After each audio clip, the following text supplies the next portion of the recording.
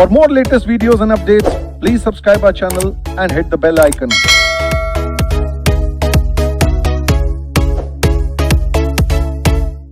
आइए, हम लोगों ने स्टॉक एक्सचेंज पढ़ना शुरू किया था और हमने डिस्कस किया था कि स्टॉक एक्सचेंज को हम लोग जो है वो एक खास तरीके से पढ़ेंगे, जिसमें हम दो स्टेजेज में इसको पढ़ेंगे। फर्स्ट स्टेज में हम लोगों ने स्टॉक एक्सचेंज के पूरे चीजों को कहानी वाले अंदाज में पढ़ा था, यानी कि जिन जिन टॉपिक को हम थोड़ा सा जो है वो स्टोरी लाइन में कन्वर्ट कर सकते थे, उन चीजों को हम पढ़ते चले गए। एंड इट इज ट्रू कि वो स्टोरी लाइन बनाने में हमने जो है वो कुछ चीजों को डिटेल में नहीं किया था, लेकिन बता के आपको किया था कि यही तरीका है उसको पढ़ने का, क्योंकि कुछ ऐसे भी चीज हैं जिसका ज्यादा जो है वो समझ आपको तब आएगा जब आप उसको पहले बाकी टॉपिक की थोड़ी समझ रख करके आते हैं तो करते हैं। जैसे याद कीजिए इनसाइडर ट्रेडिंग हम लोगों ने जब पढ़ा था, इनसाइडर ट्रेडिंग का कॉन्सेप्ट बता दिया, लेकिन देखिएगा इनसाइडर ट्रेडिंग जब पढ़ाऊंगा कितना सारा चीज उसमें बताऊंगा, लेकिन अगर उस समय इनसाइडर ट्रेडिंग नहीं बताता तो मैं आपको ये समझा ही नहीं पाता कि क्यों स्टॉक एक्सचेंज जो है वो डीम्यूचुअलाइज हुआ, क्यों स्टॉक एक्सचेंज क्या हुआ, इनकॉर्पोरेटाइज हुआ। तो उससे आगे नहीं बढ़ पाते, और अगर उससे आगे बढ़ते भी तो मैंने आपको पहले बोला कोई रॉकेट साइंस तो पढ़ा नहीं रहा हूं, लेकिन आपको जो है वो फील नहीं आता, चीजों को याद रखने में ज्यादा मुश्किल होती। तो हम लोगों ने जो है वो स्टॉक एक्सचेंज का पूरा जो है वो बेसिक राउंड जो है वो कवर कर लिया है। अब हमारा स्ट्रेटजी ये है कि जब हम नोट्स निकालेंगे और उसे पढ़ना शुरू करें तो जो जो टॉपिक हमारा पढ़ा हुआ रहेगा, जिस टॉपिक में बोलूंगा कि ये टॉपिक ऑलरेडी हमने वहां पे पढ़ा था, उस टॉपिक को कॉपी से ही लर्न करेंगे। जो टॉपिक में बोलूंगा कि अब इस टॉपिक को यहां से ध्यान रखना है, तो आपका काम क्या हुआ कि देखिएगा बहुत बड़ा सा वो पेज रहेगा और मैं जो बोलूंगा वो 4 लाइन की चीज रहेंगे। या हो सकता है आप कहेंगे सर हमें तो ये लर्न करने की भी जरूरत नहीं है, क्योंकि हमें तो उस समय भी ये चीज थोड़ा समझ में आ गया था। तो ऐसा कुछ भी रहेगा तो आपका काम क्या रहेगा कि उस पार्ट को मार्क करेंगे और उसके लिए अपना कुछ वर्ड जो है वो क्या कर लेंगे, घर पे तैयार करेंगे। मैं तो यहां सब बता दूंगा, लिखा हुआ भी सब कुछ है, लेकिन उसको जब आप खुद से थोड़ा सा क्या करेंगे, तैयार करेंगे, तो ऐसे में आपका कॉम्प्रिहेंशन और ज्यादा इनरिच हो जाएगा। कॉम्प्रिहेंशन में यहां करा दूंगा, लेकिन वो और इनरिच कब हो जाएगा, जब आप उसको इस तरीके से रिवाइज कर लेंगे। तो चलिए, स्टॉक एक्सचेंज में हर एक एस्पेक्ट हमने पढ़ लिया था। स्टॉक एक्सचेंज के तीनों काम देख लिए थे कि स्टॉक एक्सचेंज के क्या काम है, कितने तरह का स्टॉक एक्सचेंज है, कैसे जो है वो उसकी ट्रेडिंग होती है। अब जरा हम लोग आते हैं अपने किस चीज पे, प्रिंटेड नोट्स पे आते हैं और उस राउंड को शुरू करते हैं। चलिए, कुछ पूछना है यहां तक में, कहीं कोई गिला शिकवा दुख दर्द,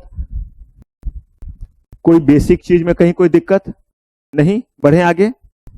देखिए, इसमें हम लोग ये जो है वो 6 एस्पेक्ट क्या करने वाले हैं, कवर करने वाले हैं। और इसमें कुछ चीज थ्योरी इन नेचर भी होंगे, आपके हिस्से में भी जाएगा, फिर आपको आकर के बताना भी है कि आप उसको कैसे कॉम्प्रिहेंड किए हैं और क्या समझे हैं। तो देखिए, ये 6 चैप्टर हमारा टिक लगेगा जब हमारा ये नोट से हम गुजर जाएंगे। बहुत कुछ पढ़ लिया है हमने, तभी मैंने बोला था स्टॉक एक्सचेंज और आईपीओ, ये 2 सेगमेंट जब खत्म हो जाता है तो आपका सिलेबस का उल्टा गिनती शुरू हो जाता है, क्योंकि उसके बाद जो है वो सब छोटे चैप्टर होते हैं। अभी जैसे देखिए ना, ये चल रहा है, लगता है ऐसा जैसा इस रात की सुबह नहीं, चलते जा रहा है, चलते जा रहा है, चलते जा रहा है। कभी तो महाभारत क्या हो, खत्म हो लड़ाई की तरह, लेकिन अभी इसमें थोड़ा सा क्या होगा, और टाइम लगेगा। आइए, ये जो हमारा पहला चीज है, देखते जाइए, secondary market in India, stock exchange. ये वो सारी बातें हैं जो बातें मैंने आपको जो है वो सुना दिया है कि स्टॉक एक्सचेंज कैसे एग्जिस्टेंस में आया और क्या जो है वो बेसिकली स्टॉक एक्सचेंज का इतिहास है। ये जो है वो किसी बच्चे को जो है वो जरूरत नहीं पड़ेगी, वो बच्चा जिसने जो है वो अपने आप को चौधरी ना समझा हो, टीचर को टीचर समझा हो। ये नहीं कि टीचर ऐसे ही बोलते हैं, हमारा काम जो है वो इस कान से सुनना और उस कान से निकालना है। उससे ये कहीं भी सेगमेंट को दोबारा पढ़ने की जरूरत नहीं है, क्योंकि यहां से कोई क्वेश्चन नहीं बनता है।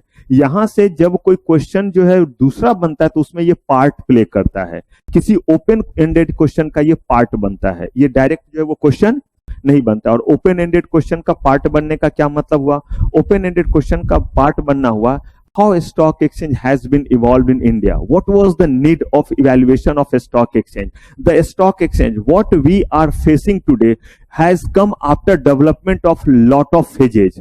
ऐसे करके जितने क्वेश्चन होते, देखिएगा ये सारा क्वेश्चन अभी नहीं कराऊंगा, जो मैंने बोला है, जो रैंकर सीरीज है, जिसमें मैंने बोला है कि जिसमें मैं जो है वो टहल रहा हूं और बस डंडे हाथ में नहीं होंगे, बल्कि आलम वही रहेगा। और उसमें ऐसे ऐसे क्वेश्चन फेंकूंगा।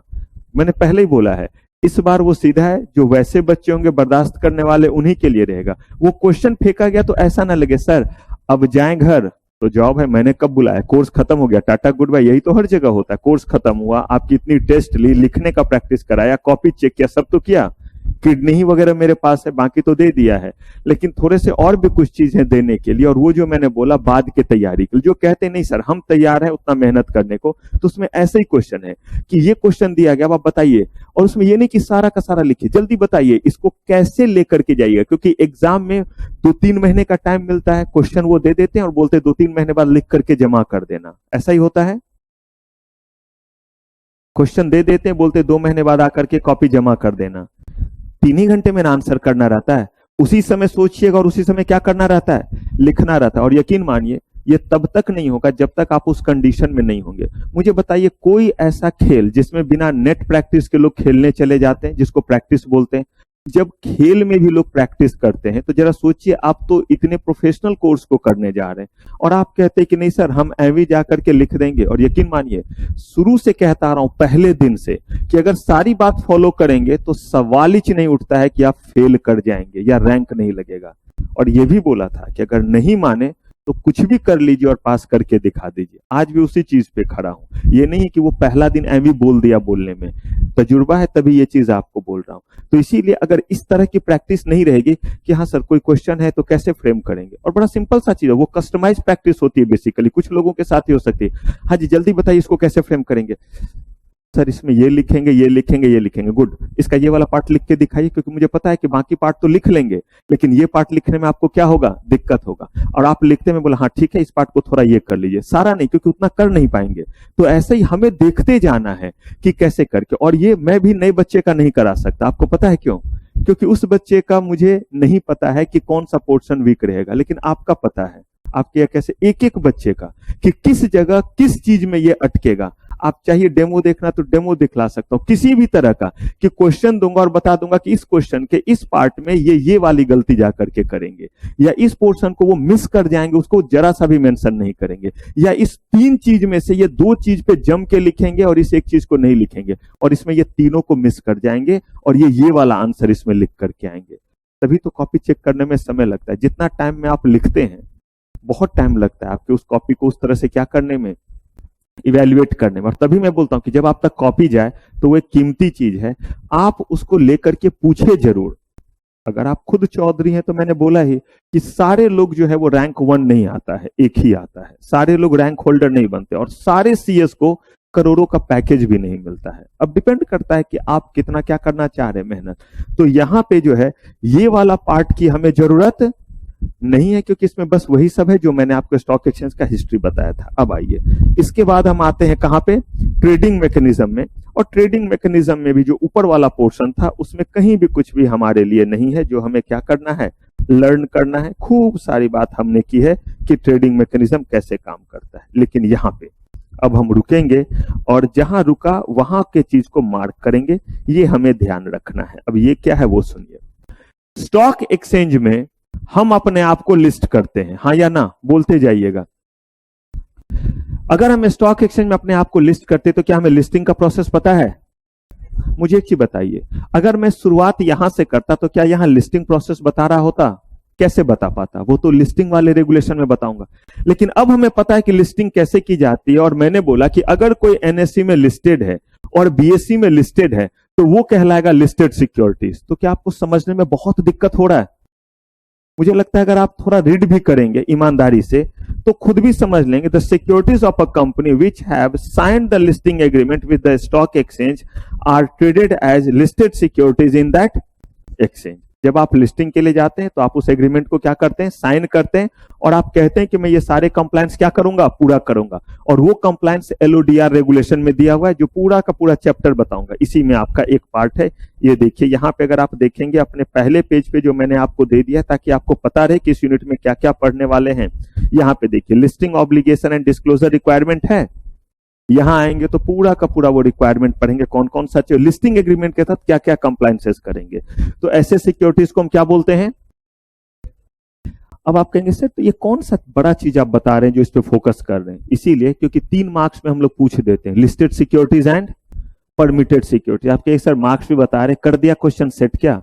नहीं, जो भी करेंगे वो इसको फिर जोड़ियों में देंगे। जैसे मैंने नहीं बोला आप लोग जोड़ियों में कभी कभी बैठ जाते हैं, तो वैसे ही हम लोग क्या करते हैं जोड़ियों में। देखिए कुछ लोग हंस रहे, मैंने कुछ नहीं बोला है। अब जाकी रही भावना जैसी ताको मिले प्रभु की मूरत वैसे, मैं तो ऐसे ही पढ़ाते वक्त सबकी तरफ तो देखता ही रहता हूं।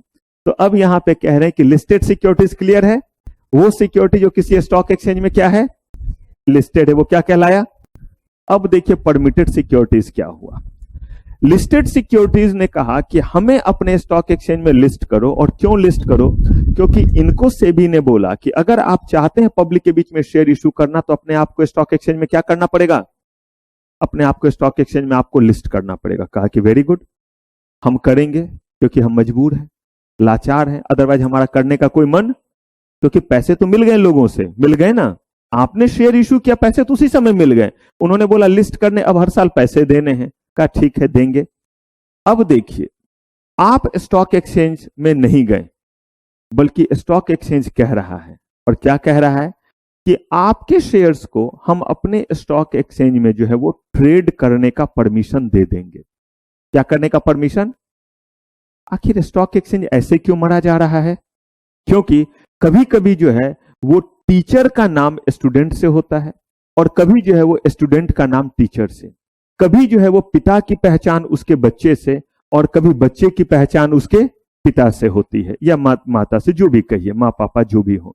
यानी कि अगर मान लीजिए माँ या पापा आपके जो है वो ऑफिसर हैं, या अच्छे जो है वो वर्क किए हुए हैं, तो उनके कारण लोग आपको जानते कि ये देखो ये जो है वो राय साहब का लड़का है। लेकिन अगर बच्चा कुछ कर लिया तो ये देखो ये जो है वो नमन के क्या हैं, पापा हैं। खुश हो गए, आज पार्टी देंगे। तो ऐसे जो है बेसिकली दोनों की ये होता है या नहीं लाइफ में।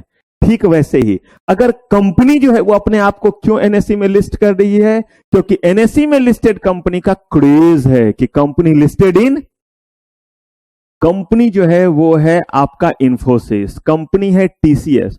उसने बोला कि स्टॉक एक्सचेंज ने बोला ना एक डेजिग्नेटेड डायनामिक में, कर लिया एनएसई में। बीएसई बोल रहा है कि मेरे में भी कर लो ना लिस्ट, वरना लोग बोलेंगे कि एनएसई शायद जो है वो ज्यादा तोप चीज है, और बीएसई पे शायद जो है वो इंफीरियर कंपनी लिस्ट होते हैं। हाँ या ना? तो ऐसे केस में जो है वो कौन, इस बार कुआं किसके पास पहुंचा, प्यासे के पास पहुंच गया। इस बार प्यासा नहीं पहुंचा किसके पास, बोला कि मैं धन्य हो जाऊंगा अगर आप अपने आप को मेरे स्टॉक एक्सचेंज में क्या कर लेंगे। उसने बोला मूड नहीं है, पैसे नहीं दूंगा। कहा कोई बात नहीं है, नाम ही जो है वो आपका क्या है, काफी है कि आप जो है वो हमारे भी स्टॉक एक्सचेंज में क्या हो रहे हैं, ट्रेड हो रहे। कौन जानता है कि पैसे ले रहे नहीं दे रहे, ये तो इंटरनल फेनोमेना हो गया। लोग तो बस इतना ही जान रहे हैं ना, the company which is traded in NSE और बीएसई। तो भाई बीएसई में ये कंपनी ट्रेड होती है, और ये कंपनी एनएसई में भी क्या होती है, ट्रेड होती है। आपको नहीं पता है कितने सिक्योरिटीज लिस्टेड हैं और कितने क्या हैं, परमिटेड हैं, लेकिन ये रेगुलेटरी बॉडी को पता है। तो परमिटेड सिक्योरिटीज बेसिकली वो सिक्योरिटीज हो गया to facilitate the market participant to trade in securities of such company which are actively what, word देखिए क्या है, actively traded at other stock exchange. नालायक को बोलेंगे कि मेरे में भी क्या हो जा, ट्रेड कर ले और पैसे मत देना, बल्कि वो आएगा भी तो मुक्के मारेंगे, ताकि वो और हमारे स्टॉक एक्सचेंज को खराब ना कर दे। वो तो पैसे दे रहा है इसीलिए ना लिस्ट कर लेते हैं। और सेबी ने भी बोला कि लिस्ट करना क्या है, अगर वो नॉन कंप्लायंस नहीं कर रहा है तो लिस्ट करना क्या है, क्योंकि आप एनएसई बीएसई दो ही डेजिग्नेटेड डायनामिक हैं। अगर पब्लिक के बीच में क्या करेंगे, इशू करेंगे, तो उन्हें क्या करना पड़ेगा, लिस्ट करना ही पड़ेगा। Traded in stock is facilitating as what, permitted securities provided they meet the relevant norm specified by the, माना कि हमने आपसे रिक्वेस्ट जरूर किया, इसका मतलब ये नहीं है कि आप जो है वो उचक्के की तरह आए और उसके बाद यहाँ के सारे रूल रेगुलेशन को क्या करें, तोड़ दें। ठीक है, आपसे फी नहीं लिया जा रहा है, आपसे अमाउंट नहीं चार्ज किया जा रहा है, लेकिन आप कंप्लायंसेस फुलफिल करेंगे या नहीं, या यहां आकर के मार्केट एब्यूज करेंगे, आप जो है इनसाइडर ट्रेडिंग जैसा काम करेंगे। कहा गया ई ना चलबे। बस आप चूंकि ज्यादा ट्रेड हो रहे तो हम आपको परमिट करें कि हमारे स्टॉक एक्सचेंज में भी आप क्या हो सके, ट्रेड हो सके, लेकिन आपको जो है वो कंप्लायंसेस क्या करने पड़ेंगे, फुलफिल करने पर। बहुत सिंपल, मैंने आपको एक एग्जांपल देना चाहिए, अगर आप उसको आप कोरिलेट करें। आप बहुत होनहार स्टूडेंट है, मैंने आपको बोला कि नो फिलविट चार्ज आप आईजीपी प्रो वाले जो है वो मॉडल में आइए, हम आपसे इस बार कोई चार्ज नहीं करेंगे। क्यों? क्योंकि आप क्या है, होनहार है मेरे अकॉर्डिंग। लेकिन आप होनहार हैं, आएंगे और आते ही अपना रंग दिखलाने लगेंगे। अभी अभी मैंने होनहार के बेसिस पे आपको एंट्री दी है विदाउट टेकिंग एनी एडिशनल फी, दूसरे से चार्ज किया जा रहा है। तो ऐसे में आप भी वो कंप्लायंस करेंगे या नहीं करेंगे जो दूसरे पेड वाले कर रहे हैं? या आप आएंगे बोलेंगे अब मैं चलती हूँ, अब मैं चलता हूँ, अब मूड नहीं है ये लिखने का, अब ये मुझसे मत पूछो, कहा गया कि नहीं। ठीक वैसे ये क्या है, परमिटेड सिक्योरिटीज। क्लियर है ये चीज? देखिए मैंने बार बार कहा है, थोड़ा कोशिश कीजिए समझ करके करने का, आसान हो जाएगा। अगर लिखना आ गया और समझा हुआ रह गया तो एक ही काम रहेगा, क्या आना, लिखना आना, जो हम लगातार प्रैक्टिस कर ही रहे हैं। लेकिन समझना एक बार में, चीजों को रख लेना। Listed and permitted security clear है? और आपको बता दिया, फिर यही 3 मार्क्स में जोड़ियों में ये पूछता है कुछ कुछ क्वेश्चन इसी तरह से। क्यों? क्योंकि ये ना हम 2 मार्क्स में नहीं पूछेंगे, ये हमारी मजबूरी है। और 1.5 मार्क्स का एक क्वेश्चन नहीं पूछ सकते हैं, इसीलिए जो हम इसको कितने पूछ देते हैं, 3 मार्क्स में दोनों को, या 2 मार्क्स में क्या करते हैं, 2 दे देते हैं। ऐसा भी हो सकता है अगर छोटा लगा हमें तो। आइए अब बात करते हैं जरा मार्जिन की। ये बात मैंने किया हुआ है, लेकिन यहां पे मुझे आपको फोकस करना है थोड़ा, इसलिए दोबारा बात कर रहा हूं। याद कीजिए मार्जिन का मैंने कुछ जिक्र किया था या नहीं? लग नहीं रहा है, सब कह रहे हैं यस। सबको ध्यान है? हाँ जी निकिता, मार्जिन का जिक्र कहां किया था? तो ऐप पे भी नहीं देखते हैं, क्या फायदा फिर फैसिलिटी देने का। हाँ जी मिश्रा जी, मार्जिन का जिक्र किया था?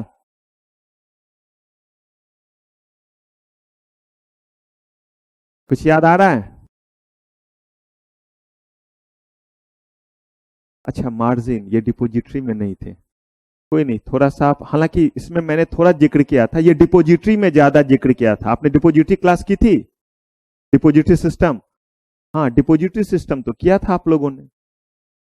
तो डिपोजिटरी में हमने कुछ जिक्र किया था, बताइए तानिया गुप्ता। जल्दी जल्दी जिसका आंसर आएगा वही फिर मेरे जो है उस प्रो का मेंबर होगा, अदरवाइज नहीं। और ये सब इवैल्यूएशन का पार्ट है जो मैं कभी भी पूछ देता हूं।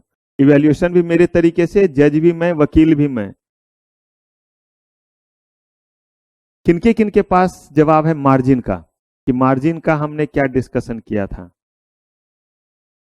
Margin margin margin, Shreyangi. चलिए तो ओरल टेस्ट ही हो गया। भूमिका, मनमीत, विराट कोहली,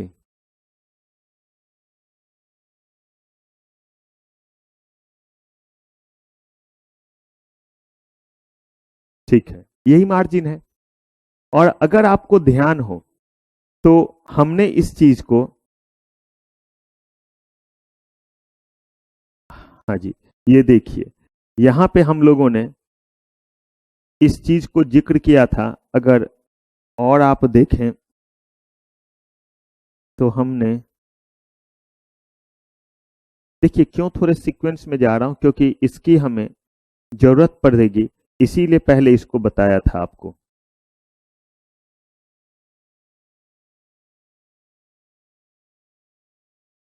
और नहीं बच्चे, सारे जगह बताया था, कोई भी सेलिंग अगर आप करेंगे, इसीलिए मैंने बोला पूरे बात को हमें याद रखनी है। अब आप यहां पे आइए तब आपको याद आएगा अच्छे से। अगर हम कोई शेयर खरीदने जा रहे हैं तो हमारे जो है वो किस अकाउंट में पैसे होने चाहिए? ट्रेडिंग अकाउंट के कैश अकाउंट में पैसे होने चाहिए। अगर हमें कोई मार्जिन नहीं मिलेगा तो इसका मतलब है कि अगर 1 लाख रुपए का हम शेयर खरीद रहे हैं तो हमें कितना देना पड़ेगा? 1 लाख। ब्रोकर कहता है कि 1 लाख रुपए का शेयर खरीदना है इनको, ये शेयर इंफोसिस का है, 100 रुपए में एक शेयर बिक रहा है, ये 1000 शेयर लेना चाहते हैं। तो ब्रोकर ने इनको कहा कि मैं आपको 10 टाइम्स क्या दे रहा हूं? मार्जिन। और ये 10 टाइम्स मार्जिन इस कंपनी के शेयर में दे रहा हूं, जरूरी नहीं कि सब में दूं। क्यों? क्योंकि इसके ब्रोकर को लगता है कि ये कंपनी का शेयर जो है वो कितना भी डूबेगा तो 10% से ज्यादा का गिरावट इसमें, यानी कि 1,00,000 रुपए का अगर ये शेयर है तो 10,000 रुपए से ज्यादा जो है वो नीचे आज नुकसान नहीं होगा, ये उसका मानना है। तभी उसने कितने टाइम्स का आपको दिया, क्योंकि वो मान के चल रहा है कि कंट्रोल तो उसके पास है। जैसे ही जो है वो शेयर का प्राइस जो है वो 95 हुआ, एकदम ध्यान से चीजों को सुनिएगा, नहीं समझ में आएगा दोबारा टोकिएगा। अगर 95 प्राइस हो गया तो इसका मतलब आपका लॉस कितना हो गया, 5,000 का। हाँ जी, क्लियर है प्रतिभा, समझ रहे हैं ये बात, ध्यान से सुनिएगा। अगर मान लीजिए कहा कि आपको कहा गया कि 10,000 रुपए रखिए और आप 10 टाइम्स का क्या कीजिएगा, ट्रेड कीजिएगा। 1,00,000 रुपए के शेयर के लिए आपने कितना उनके पास पैसा रखा है, सिर्फ 10,000 रखा है। उन्होंने आपके लिए शेयर खरीद लिया कितने रुपए का, 1,00,000 रुपए का। अगर उन्होंने शेयर खरीदा तो किसी को 1,00,000 रुपया देना पड़ेगा या नहीं, 3:30 बजे तक उनको देना पड़ेगा। इसीलिए उन्होंने बोला कि कोई बात नहीं है, अभी जो है वो हम आपका इतने पे शेयर खरीद लेते हैं। अब क्या हो रहा है, हो बेसिकली ये रहा है कि प्राइस जो है वो गिर करके अगर हो जाता है 92 रुपीज, सॉरी 98 रुपीज, तो बताइए पर शेयर कितना का लॉस, 2 रुपए का लॉस। कितने शेयर खरीदा है, 1,000, तो इसका मतलब 2,000 का लॉस। तो अभी आपका शेयर वो नहीं बेचेगा, क्योंकि ऑलरेडी मार्जिन में कितना पैसा है, कंपनी के शेयर का प्राइस अब हो गया 94, कितने रुपए का लॉस, 94, 6,000 का लॉस। कंपनी का शेयर का प्राइस 93, 92, 91, अब 1,000 का ही मार्जिन बचा है। सब में एल्गोरिथम लगा हुआ है, या तो वो आपको मैसेज आ जाएगा, और मान लीजिए एल्गोरिथम नहीं है तो समझिए मैनुअली वो आपको बोलेगा जल्दी से पैसे क्या करो, जमा करो। और कहां जमा करो, कुछ नहीं, आप ही ट्रांसफर कर दो। किसमें ट्रांसफर कर दो, और आपको ट्रेड दिखलाया था, मिनटों में आप, मिनटों नहीं सेकंडों में आप क्या कर सकते हैं, ट्रांसफर कर सकते हैं पैसे, और आपने वहां ट्रांसफर कर दिया। अगर आपने ट्रांसफर नहीं किया तो जैसे ही प्राइस जो है वो 90 होगा, कुछ नहीं, ऑटोमेटिकली आपके शेयर क्या हो गए, बिक गए। अगर शेयर बिक गया तो इसका मतलब 1,00,000 का शेयर खरीदा था और कितने में बिका, 90,000, कितने का लॉस। तो वो जो सुबह में 10,000 रुपया आपके कैश अकाउंट में था, ट्रेडिंग अकाउंट के, वहां पे क्या दिखेगा, नील दिखेगा, जीरो दिखेगा। अगर आप चाहते हैं कि ये दुर्घटना ना हो तो जब प्राइस 91 है, ध्यान से सुनिएगा और बताइएगा मुझे, जैसे प्राइस 91 हुआ आपने यहां पे 5,000 रुपया डाल दिया।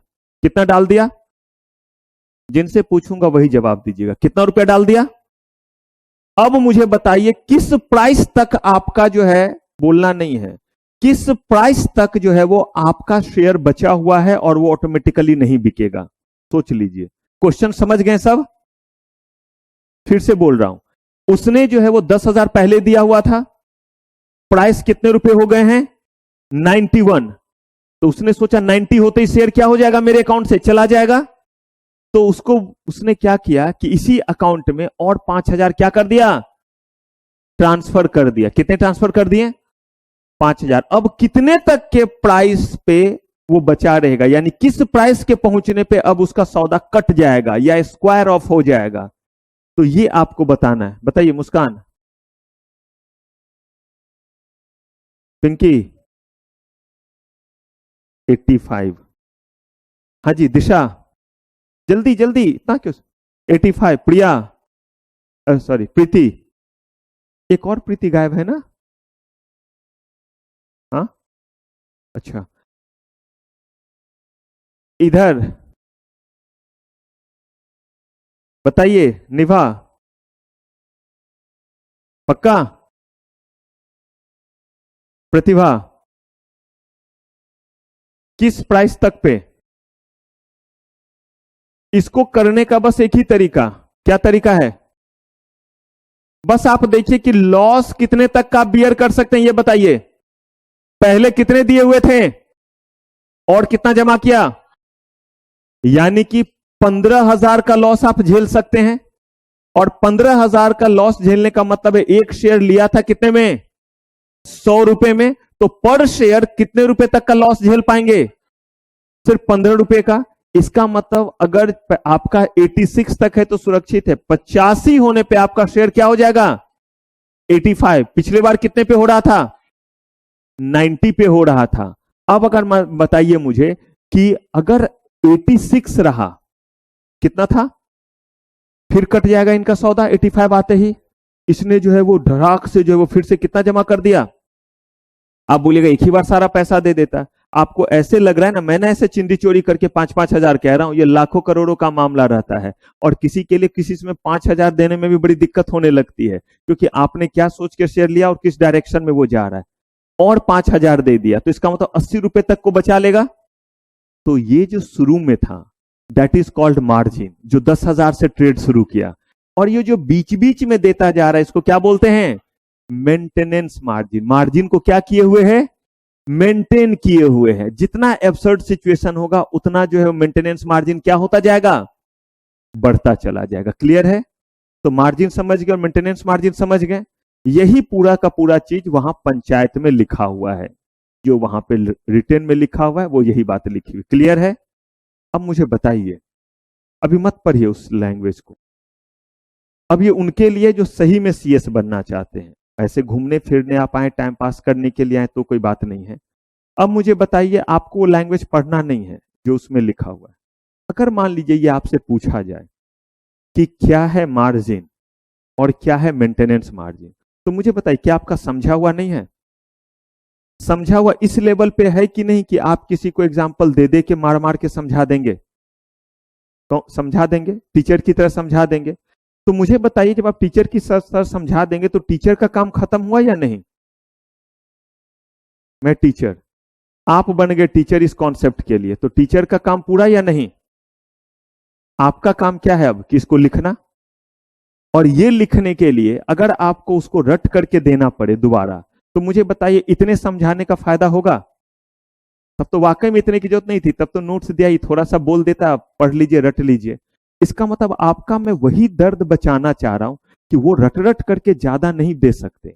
तो अब आपके पास ये कैलिबर होना चाहिए कि आप इसको क्या कर सके, लिख सके। मुझे आप ये लिखने के लिए बोलिए, मस्त मैं लिख दूंगा। आप में से भी बहुत लोग मस्त लिख देंगे, लेकिन मैं यही कह रहा हूं कि सब लोग क्या कर सके, मस्त लिख सके। तो ये सीए सीएस सीएम, इसीलिए मैं बोलता बहुत आसान है। अगर बस क्या आ जाए, समझे हुए चीज को लिखना आ जाए और एटीट्यूड हो जाए कि थोड़ा हम कैसे करके पढ़ें, समझ करके, तो क्या अब हम मार्जिन और मेंटेनेंस मार्जिन को बिना ये नोट्स को रटे हुए नहीं लिख सकते हैं। तो अब इसको कैसे लिख सकते हैं, इसको ना बिना नोट्स पढ़े हुए घर से लिख के लाइएगा। ईमानदारी से कोशिश कीजिएगा, क्या लगा हुआ, नोट्स भी आपके पास, लिखना भी खुद है। और उसके बाद अपना ही लिखा हुआ पढ़ के देखिएगा कि सारी बात सामने आ रही है। और हमेशा कोशिश किया कि ये नहीं कि मैंने एक एग्जाम्पल दिया तो बस एग्जाम्पल को ही लिखे। हमेशा एग्जाम्पल देने से पहले चीजों को एक्सप्लेन किया जाता है, याद रखिए। और उसके बाद एग्जाम्पल देकर के उसको वैलिडेट किया जाता है। आंसर देने का ये तरीका होता है, ये नहीं कि सिर्फ एक्सप्लेनेशन देने लगे। कि अगर पूछ दिया व्हाट इज मेंटेनेंस मार्जिन, रुको बताता हूं।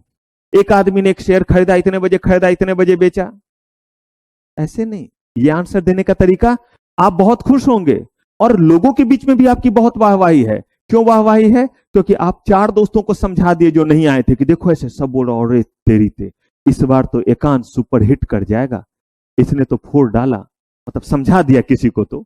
लेकिन अब जो है वो क्या हुआ, जब लिखने की बारी आई तो हमने जो है वो वैसे ही एग्जाम्पल करके लिखना शुरू करे। तो याद रखिए, हर चीज जो आपका बहुत अच्छा समझा हुआ और कहीं बहुत अच्छा आपने समझा दिया, लोगों ने भी कह दिया ये तो गजब का इसका कॉन्सेप्ट है, जरूरी नहीं है कि गजब का उसका मार्क्स भी रहेगा। तो इसीलिए इन सच्चाइयों को समझ करके पढ़ाई करनी है। तो आपको घर में क्या करना है, इसका बस लिखने के लिए एग्जाम्पल है। पहले क्या करेंगे, कीजिए डिफाइन ना मेंटेनेंस मार्जिन को, कैसे डिफाइन कीजिएगा, यही जिम्मेदारी तो आपके ऊपर छोड़ा है। लेकिन ईमानदारी से बिना क्या किए हुए इसको रीड कर लीजिएगा, तब तो लैंग्वेज मिल ही जाएगा। मैं तो चाहता हूं कि कॉन्सेप्ट बता दिया, एक बार क्या करें, देखते तो हैं हम कितना बिखरते हैं लिखने में। खुद को टेस्ट कीजिएगा, मत मुझे दिखाइएगा, खुद टेस्ट कीजिएगा। और तब क्या करिएगा, उठा करके नोट्स एक बार पढ़ लीजिएगा। तो देखिए मार्जिन क्लियर है, मार्जिन भी लिखिएगा खुद से और मेंटेनेंस। लेकिन याद रखिएगा, एग्जाम्पल हमेशा किसी चीज को बताने के बाद दिया जाता है। और जो बता रहे हैं ना, वो ऐसा ना लगे कि एग्जाम्पल जैसा है, वरना हम मार्क्स नहीं देते हैं एग्जाम में। ये बहुत गुरु रहस्य समझिएगा कि अगर आपने वैसे ही लिखा जैसे लग रहा है कि आप कोई क्या कर रहे हैं एग्जाम्पल, मार्क्स खूब मिलेगा आपको। पहले बता दीजिए और उसको एग्जाम्पल से जो है वो क्या कर दीजिए, वैलिडेट कर दीजिए, खूब मार्क्स मिलेंगे। सिर्फ जो है बात लिख दिया है रट्टा मार करके, मार्क्स मिलेंगे उतने नहीं मिलेंगे। लेकिन अगर ये दोनों का कॉम्बिनेशन हो गया तो ज्यादा मिलेंगे। तो आई होप कि आप एक बार ट्राई करेंगे, या फिर मैं रीड भी कर दूं। क्लियर है? मार्जिन और मेंटेनेंस मार्जिन। चलिए अब जरा हम वापस पहुंचते हैं, लेकिन कोशिश जरूर कि ये चीज आपका क्या होना चाहिए, पढ़ा नहीं। अब मुझे एक दो बात और यहां बताइए। ब्रोकर ये अपने रिस्क पे देता है, यानी कि ब्रोकर को हमेशा मेंटेन करके रखना पड़ेगा। ये मार्जिन सिर्फ हमें खरीदते वक्त ही जरूरत होगी या बेचते वक्त भी होगी जरूरत? पक्का? पक्का? कंफर्म? समझा देंगे मुझे बेचते वक्त कैसे जरूरत होगा? तो शॉर्ट सेलिंग में बेचा तो कैसे बताइए? ये लीजिए, मैं आ गया इसी पेज पे, मैं आपका असिस्टेंट हो गया। बताइए, अगर मैं शॉर्ट सेलिंग कर रहा हूं तो शॉर्ट सेलिंग का मतलब है कि पहले क्या कर दिया मैंने? पहले मैंने जो है वो बेच दिया, और फिर क्या कर लिया? तो लीजिए, मैंने बेचने का काम अगर पहले किया तो वहां मार्जिन क्या करेगा और वहां मेंटेनेंस मार्जिन क्या करेगा? कहा गया कि चाहे खरीदो या बेचो, दोनों ही केस में प्रॉफिट भी हो सकते हैं और क्या हो सकता है? लॉस हो सकता है। क्योंकि मैंने आपको समझा दिया कि कहीं भी ये नहीं लिखा हुआ है कि पहले खरीदा या पहले बेचा, बस इतना लिखा हुआ है कि कम पे खरीदा और ज्यादा में बेचा तो क्या हुआ? प्रॉफिट हुआ। और अगर जो है वो ज्यादा में खरीदा और कम पे बेचा तो क्या हुआ? बस इतना सा ही। कोई काम पहले कीजिए कोई बाद में कीजिए, अकाउंटिंग एंट्री ही होता है, कोई बिजली पानी बरसात जैसा फेनोमेना नहीं होता है। अब यहां पे बेचने वाले सेंस में क्या हुआ कि मान लीजिए कि आपको लगा कि प्राइस जो है वो बढ़ने वाला है, तो आपने जो है वो इसी चीज को जो है वो बेच दिया। इस बार जो है वो 100 रुपए में क्या कर दिया? सेल कर दिया। पॉसिबल है? बाय करने की जगह क्या कर दिया? आपके कितने पैसे पड़े हुए मार्जिन में? 10,000। सेम कहानी है, लेकिन आपने यहां पे 10 बजे बाय नहीं किया, 10 बजे क्या किया? सेल किया। तो 10 बजे जब आपने सेल किया तो इस बार सेल करने पे आपके पास ये प्लस होगा या माइनस? प्लस। और 10 बजे ये प्लस की जगह क्या होगा?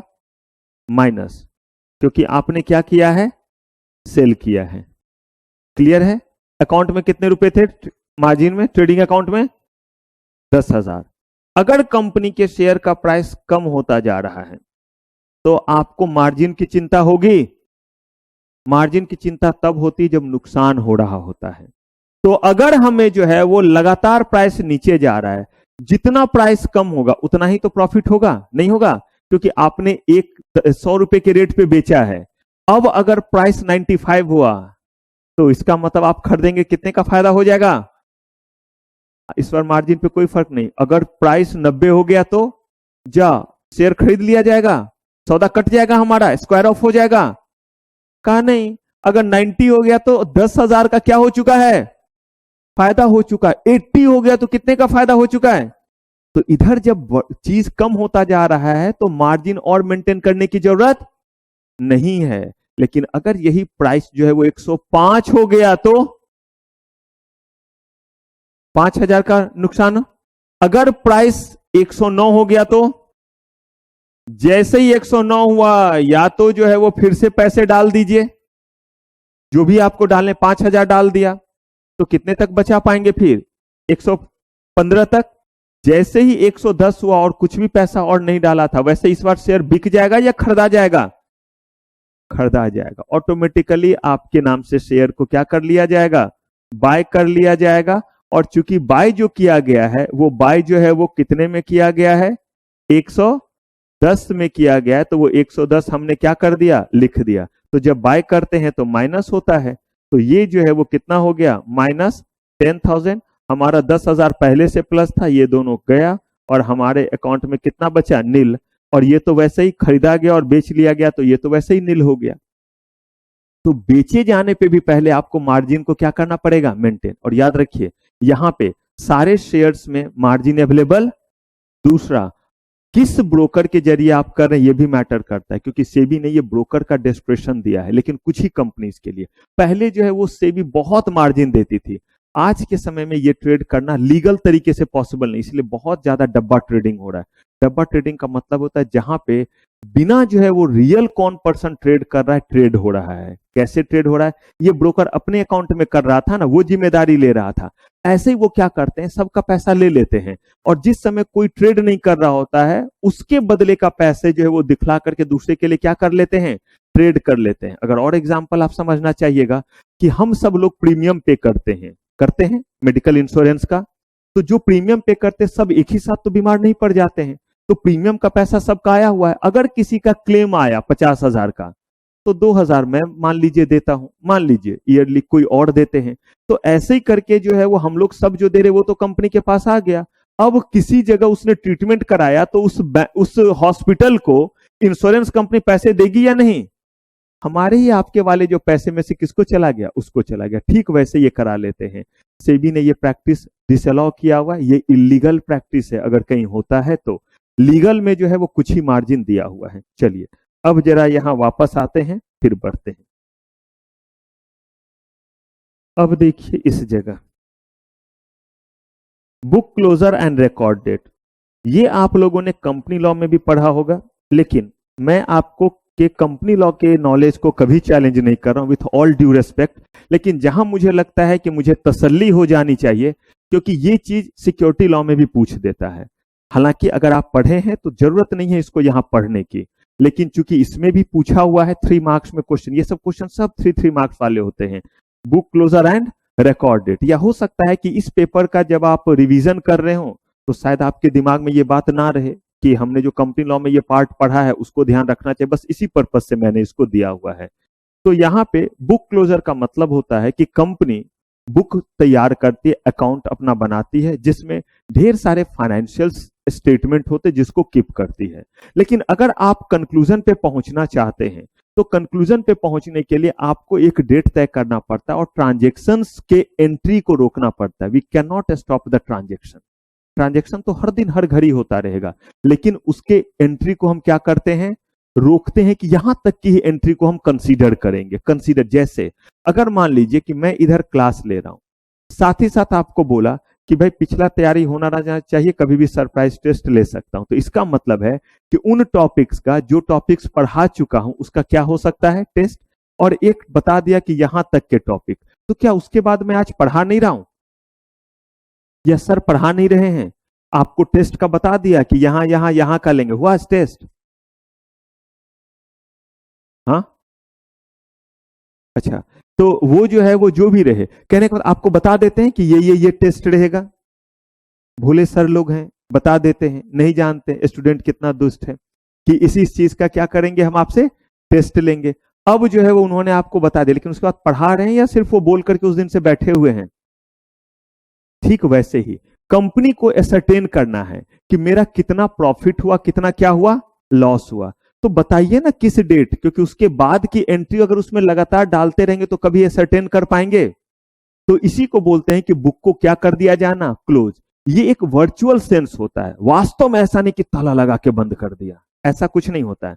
वर्चुअल का मतलब है कि we are not going to consider that transaction which is going to happen after that particular date, not going to consider only। ये नहीं कि एंट्री नहीं होगा, क्या नहीं करेंगे, उसको कंसीडर नहीं करेंगे। बहुत बार हमारे दिमाग में आ जाता है कि बुक क्लोजर का मतलब ऐसा होगा कि अब बुक क्लोज हो गया, अब उसमें कोई एंट्री नहीं होगी। अब जरा सोचिए, अगर एंट्री नहीं होगी तो कंपनी के ये जो ट्रांजेक्शन हो रहे हैं ये किसके दिमाग में? एमडी ने कहा कि चलो ये सारे इंप्लॉय हैं, पिंकी आप ये 4 ट्रांजेक्शन याद रखिए, कितने रुपए का सामान आया, उससे आया, ये 4 आपको याद रखना है। अंकिता आपको इतना याद रखना है, मुस्कान आपको इतना याद रखना है। मुझे बताइए ऐसे बोला जाएगा एम्प्लॉय को? तो उसकी एंट्री होती ही रहेगी या नहीं? लेकिन for the purpose of determining that particular PNL, profit and loss, cash flow का स्टेटमेंट बनाने के लिए या आपको बैलेंस शीट तैयार करने के लिए हम लोग उसको कंसीडर नहीं करते हैं। कहा गया कि ये कितने दिन कंसीडर नहीं करेंगे, क्योंकि इसका भी क्या होता है, एक लिमिट होता है कि कितने दिन तक आप उसको बंद रखेंगे। तो कहा गया कि इसके बारे में कहा गया कि बुक क्लोजर जो है वो आप जो है वो मैक्सिमम जो कर सकते हैं, कितना, 45 डेज, कितने दिन में, 1 साल में। लेकिन एक बार में कितने दिन से ज्यादा नहीं, 30 डेज से ज्यादा नहीं। आप देखिए ये नहीं है इस का पार्ट, क्योंकि यहां पे लिखा हुआ है सेक्शन कौन सा, 91 ऑफ दिस, मैं सेक्शन नहीं आपके ऊपर बम्बार्ड कर रहा, वो आप जानिए, आपको याद रखना नहीं, लेकिन ये बात जरूर याद रहनी चाहिए। बुक क्लोजर कहा कि कितने दिन तक हम क्लोज कर सकते हैं एक साल में। इसका मतलब अगर मान लीजिए साल में 5 बार बंद करना हो तो कर सकते हैं, कहा कर लीजिए, लेकिन वो एक्यूमुलेट होकर के 45 डेज से ज्यादा नहीं होना चाहिए, और एक स्ट्रेच में कितने दिन से ज्यादा नहीं। बस इतना ही दो बात याद रखना है, बाकी सारा जो है वो कहिए कि फिलर्स है, लिखने वाले चीज है। दूसरा कहा रिकॉर्ड डेट क्या हुआ, कहा कि रिकॉर्ड डेट वो डेट है जो डेट हम इसलिए तय करते हैं क्योंकि हम एसरटेन कर सके कि आज के डेट में हमारे मेंबर कौन है। आज के डेट में हमारे मेंबर, देखिए बुक को क्यों क्लोज किया, वर्चुअली क्लोज किया, इन द सेंस क्लोज किया क्योंकि हमें क्या करना है, फाइनेंशियल पोजीशन को क्या करना है, डिटरमाइन करना है। तो अगर हमें फाइनेंशियल पोजीशन को डिटरमाइन करना है तो हमने बुक को क्या कर दिया, क्लोज कर दिया। अब कह रहे हैं कि हमें जो है वो डिटरमाइन करना है कि हमारे शेयर होल्डर कौन है। आप कहेंगे सर बुक को क्यों क्लोज किया, तो मैंने बता दिया कि ट्रांजेक्शन कभी भी रुकता नहीं, हर दिन कंपनी में सैलरी दे रहे हैं और कंपनी के रॉ मटेरियल खरीद रहे हैं, कंपनी का फिनिश गुड्स बिक रहा है, तो पैसा आना और पैसा जाना लगातार हो रहा है या नहीं कंपनी में।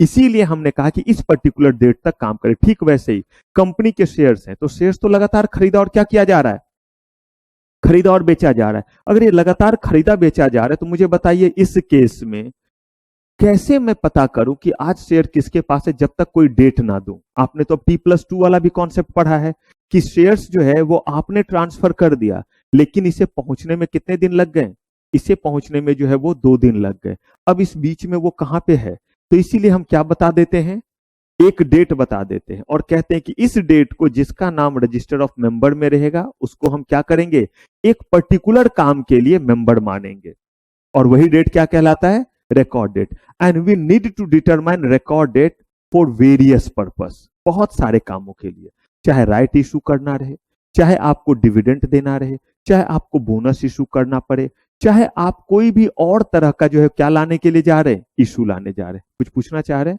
बोलिए।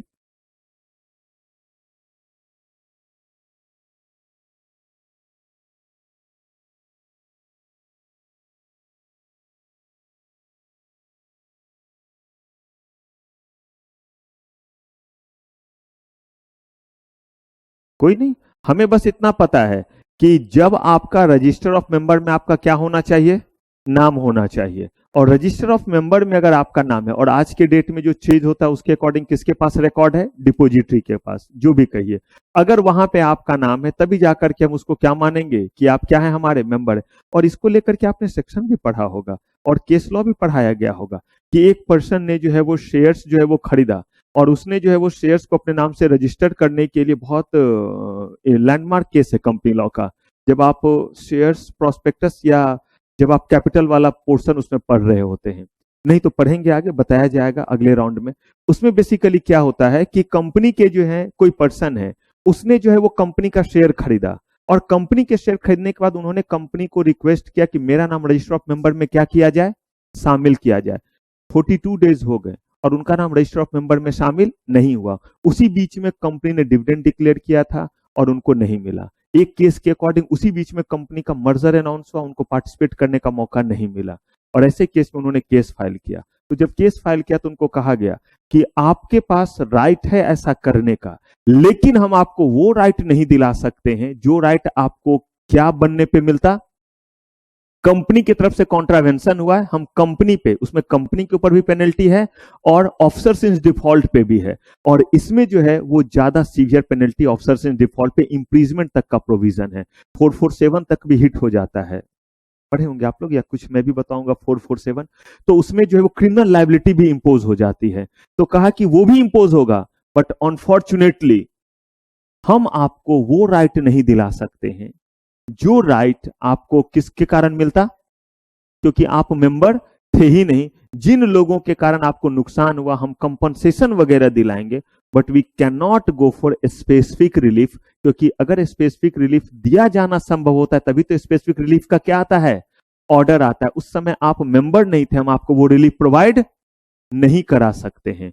और ऐसे ही जैसे कि आपने वो मूवी देखा है जिसमें, अरे कितने सितम लोगों ने किए फिर भी मगर जलते रहे, नादा है वो कहते हैं तेरे लिए हम हैं गैर। मुझे लाइन सब याद है, फिल्म याद नहीं है। ये पायलट थे उसमें, ये शाहरुख खान, और वो किसी कारण से पाकिस्तान या कुछ ऐसे चले गए थे, तो उसमें वीर जारा, यस, तो उसमें जो है, अब जो है उसमें जो है वो जब फाइनली, इसका मतलब ये होमवर्क नहीं है, होमवर्क सिर्फ मैंने दिया है मार्जिन और मेंटेनेंस मार्जिन अभी तक के लिए, वीर जारा ही है ना। तो उसमें जो है वो कहते हैं, पाकिस्तान की अदालत फाइनली कहती है कि हमसे गलती हुई है, हम अपना जो है वो चीज मानते हैं, लेकिन हम आपके वो 15 साल या 20 साल जितने दिन से वो कैद थे वो हम आपको वापस लौटा।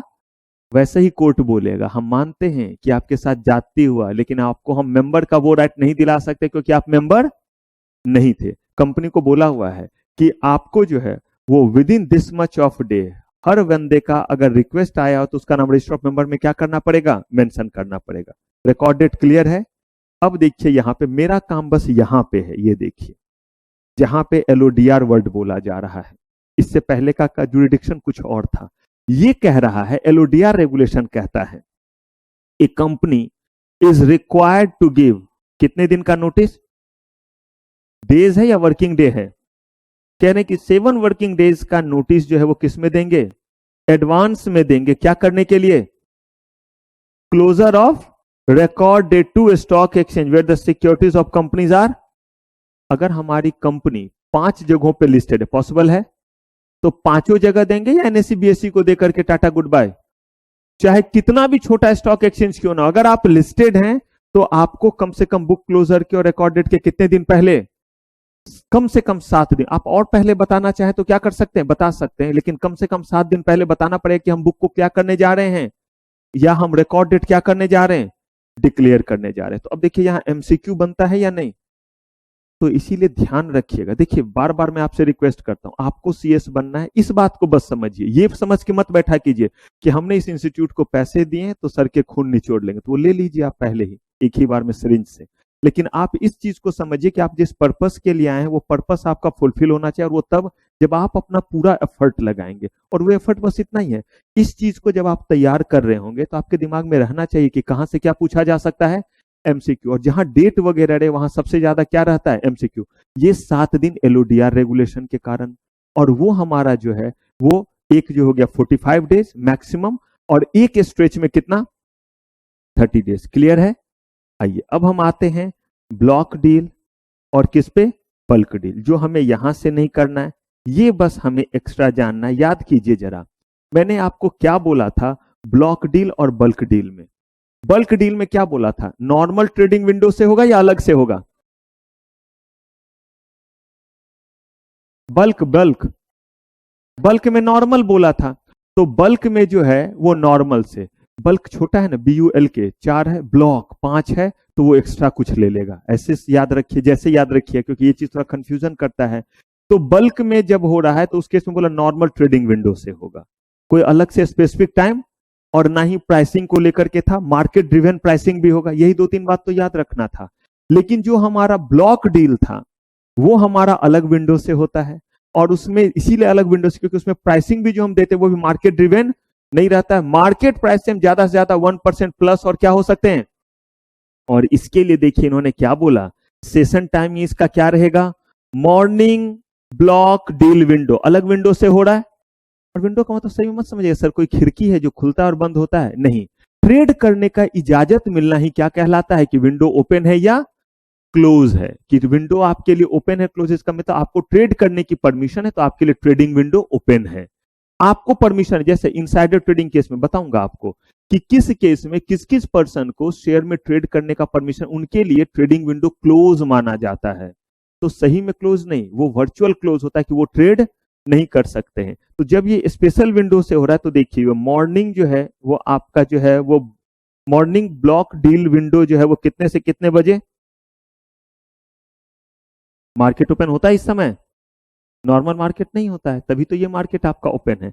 और यहां पे देखिए आफ्टरनून में कब हो गया, 2:05 से, तो इस समय नॉर्मल विंडो भी चल रहा होगा और ये विंडो भी आपका क्या होगा, चल रहा होगा। यही हमारा क्या कहलाया, ब्लॉक डील। अब ये बस आपको थोड़ा सा याद रखना पड़ेगा। कॉन्सेप्ट तो बता दिया, लेकिन मुझे बताइए टाइमिंग यही रखा हुआ है तो ये कैसे जो है वो बताऊं, ये तो मुझे भी याद रखना पड़ेगा, मुझे भी ये सब चीज ऐसे याद नहीं रहता है, इसीलिए टीचर देख करके आपसे बात करता है। लेकिन आपको एग्जाम में याद रखना होगा या नहीं? मुझे याद नहीं रहेगा तो इससे सेहत पे असर नहीं पड़ेगा, क्योंकि मुझे समझाना आना चाहिए चीज को, और आपको जो है वो समझने के साथ साथ वो क्या रहना चाहिए, याद रहना चाहिए, क्योंकि आपको उसे क्या करना है, लिखना भी है।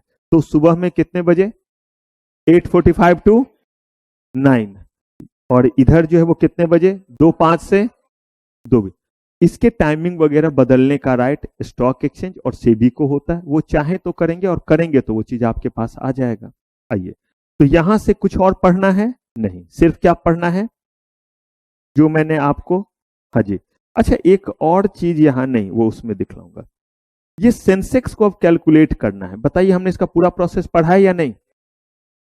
लेकिन मैंने भी आपको कहा था कि बुक के अकॉर्डिंग तो बात मैंने आपको समझा दी थी कि इसने जो है वो इंडेक्स 100 का लिया था और निफ्टी ने कितने का लिया था, 1000 का। लेकिन मैंने आपको डिस्क्लेमर दिया था कि बुक यही कहता है, एग्जाम में आप चौधरी मत बनिएगा, इंटरव्यू में बनिएगा, बहुत अप्रिशिएट किया जाएगा, एग्जाम में नहीं, क्योंकि किसी चीज को अप्रिशिएट करने के लिए सामने वाले को भी समझ होनी चाहिए। तो इसके लिए अब मान लीजिए मैं आपके बीच में हूं तो पता चलेगा कि मुझे कुछ नॉलेज है, ऐसे तो नहीं है नॉलेज, लेकिन थोड़ा बहुत जो भी होगा तो आप रिकॉग्नाइज कर सकते हैं। लेकिन मैं जो है वो ई रिक्शा वाले के आगे में खड़ा हो जाऊं और बोलूं पता है सीएमएसएल मुझे आता है, ईवीसीएल भी आता है, बोरिंग चीज भी समझा दूंगा, ऐसा एग्जाम्पल मारूंगा कि समझ जाएगा, वो बोलेगा मैं ऐसा मारूंगा कि सब भूल जाओगे। कहने का मतलब यह है कि मेरी पहचान उस जगह होगी जहां पे क्या है, समझदार लोग हैं। और यकीन मानिए इसीलिए जो जिस क्लास के रहते हैं वो उसी क्लास के लोगों के बीच में कंफर्टेबल रहते हैं, और कोशिश भी करनी चाहिए उसी बीच में रहने का, नहीं तो जो है दिक्कत होती है। आप जितना और नहीं तो बहुत ऊपर जाने फिर दिक्कत। जैसे मैंने आपको बोला मैं उस ग्रुप में रहता हूं जहां पे बहुत अच्छे पढ़े लिखे लोग हैं और वो एम्प्लॉयड लोग, लेकिन वैसे नहीं जहां पे जो है वो अरबों में पैसा हो, वो ग्रुप के बीच में नहीं रहता है, क्योंकि मैं गरीब आदमी हूं।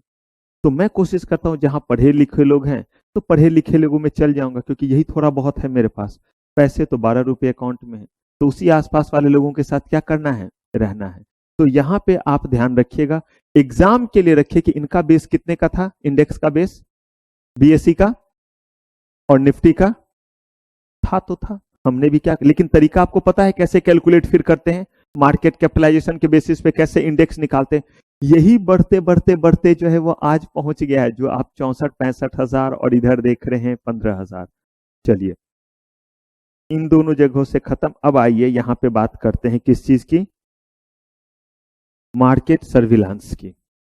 आप देखते होंगे you are under CCTV surveillance, आप सीसीटीवी कैमरे के निगरानी में हैं, हिंदी इंग्लिश दोनों में लिखा रहता है। अगर आप मेट्रो वगैरह में जाएंगे तो अगर आपकी इन चीजों पे नजर पड़ी, वैसे आपको इन चीजों पे नजर नहीं पड़ेगा क्योंकि आपकी नजर ढूंढ लेती है कि कहां नजर जाना चाहिए। जैसे जो है मैंने बहुतों बार बहुत लोगों को टोका भी है कि जो आपका रजौरी गार्डन में एक एक्सीलेटर है जो मूव करता है जमीन पे, उस पे शुरू में भी लिखा हुआ है कि इस पे ना चले ना दौड़े, ये रेस्ट्रिक्टेड है, वहां भी लिखा हुआ है। जब आप चल रहे होते तो वहां भी लिखा हुआ रहता है, मैं तीनों जगह देखता हूं, जब हट रहे होते तो भी लिखा रहता है, फिर अगला वाला आता है, 2 आता है, वहां भी रहता है। लेकिन आप देख लीजिएगा जमीन पे रुके रहेंगे और जैसे ही उस पे चलेंगे तो फिर चलना क्या करेंगे शुरू, क्योंकि जो है वो उस पे चल रहे हैं और इधर देख रहे हैं, या जो भी हो। मैं बस यही कह रहा हूं कि इसीलिए जो है वो यहां भी सर्विलेंस के लिए क्या बोला गया कि आप सीसीटीवी के क्या हैं, निगरानी में है। तो निगरानी का मतलब हुआ कि आपका वो खून नहीं कर रहा है, निगरानी इसलिए रखी जा रही ताकि अगर कुछ मिसहैपनिंग होने वाला है तो उसको हम क्या कर सके, प्रिवेंट कर सके, पहला चीज। दूसरा, अगर कुछ हो गया तो हम एविडेंस क्या कर सके, कलेक्ट कर सके। तो कह रहे हैं कि यहां मार्केट सर्विलेंस, सीसीटीवी कैमरा कहा नहीं, मार्केट के एक्टिविटी को नजर रखना यहां क्या कहलाएगा, सर्विलेंस। जैसे आपके टीचर भी आप पे सर्विलांस कर रहे हैं, आपके मम्मी पापा भी कर रहे हैं। मम्मी पापा जो सर्विलांस कर रहे हैं वो यही कि बेटा हाथ से, ओ अम्मा देख, तो देख तेरा मुंडा बिगड़ा जाए, कहीं ये गाना गाने की तो जरूरत नहीं पड़ेगी, या जो है वो कहीं उल्टा तो गाना गाने का जरूरत नहीं पड़ेगा, कह रहे हैं कि ऐसा कुछ भी है, तो वो क्या कर रहे होते, तुरंत आपको टोकते हैं। गौर करते हैं, आजकल देख रहे कि तू बड़ा लेट से आ रहा है, तू बहुत लेट से आ रही है, या आपके जो है ना टोन से, आपके वॉक से वो समझ जाते हैं। आधे साइकोलॉजिस्ट हमारे माँ पापा होते हैं और वो समझ जाते हैं कि बच्चा आज मेरा क्लास के बाद सीधे आ रहा है या क्लास के बाद स्टॉप जर्नी है, उसके बाद घर पहुंच रहा है, और वो आपका जो है वो पैर का मूवमेंट बता देगा और आपके बैग रखने का तरीका बता देगा। आप कहिएगा कि अब तो ठीक है सर, अब तो जाते ही थोड़ा पटक करके बैग रखेंगे, तो हो सकता है वहां मम्मा जैसे लोगों को धोखा दे दे। मेरे जैसा आदमी रहेगा तो समझ जाएगा कि किसी चीज को जो है वो छुपाने के लिए ये जो है वो एंटीबायोटिक का डोज की तरह इसको इस्तेमाल किया जा रहा है।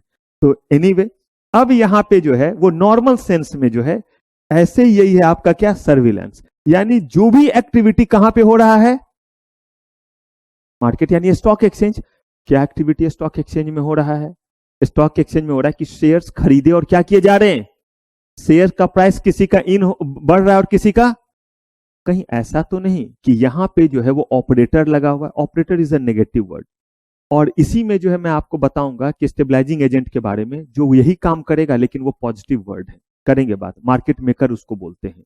तो ऑपरेटर का मतलब हुआ कि वो जो है वो जानबूझ करके जो है वो शेयर्स में जो है वो तेजी ला रहा है। प्राइस में तेजी जो है वो लोगों के बाय सेल से नहीं हो रहा है, ये आर्टिफिशियल बाय और सेल क्या किया जा रहा है, क्रिएट। और आसानी से अगर आप समझना चाहें तो मार्केट में मान लीजिए कि टमाटर के भाव खूब बढ़ गए, अगर खूब जो है वो बढ़ गए, कल मैंने भी लिया था इसीलिए बता रहा हूं, ट्यूसडे था तो लौटते हुए लेकर के जा रहा था, तो जो है मैंने पूछा, फिर पूछा, फिर पूछा, फिर नहीं लिया। समझ गए, फिर पूछा मतलब एक ही आदमी से नहीं, अलग अलग जगहों से क्या किया, पूछा और फिर नहीं लिया। और क्यों नहीं लिया? क्योंकि वो तो ड्रेस ऐसा देखते हैं तो गलती से लोग समझ लेते हैं कि मैं पैसे वाला हूं। कुछ लोग कंफ्यूज हो गए ऐसा देख करके, मेरे मोहल्ले में भी लोग मुझे समझते हैं कि ये बहुत क्या है, पैसे वाले।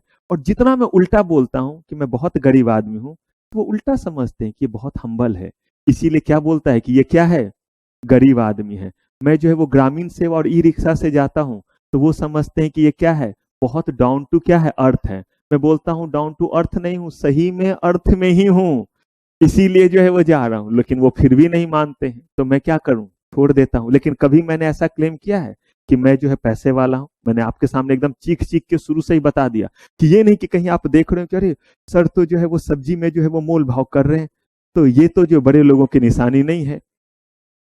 तो एक से पूछा, दूसरे से पूछा, तीसरे से पूछा, अब लूं कैसे नहीं, क्योंकि वही सब्जी हमेशा लेते हैं।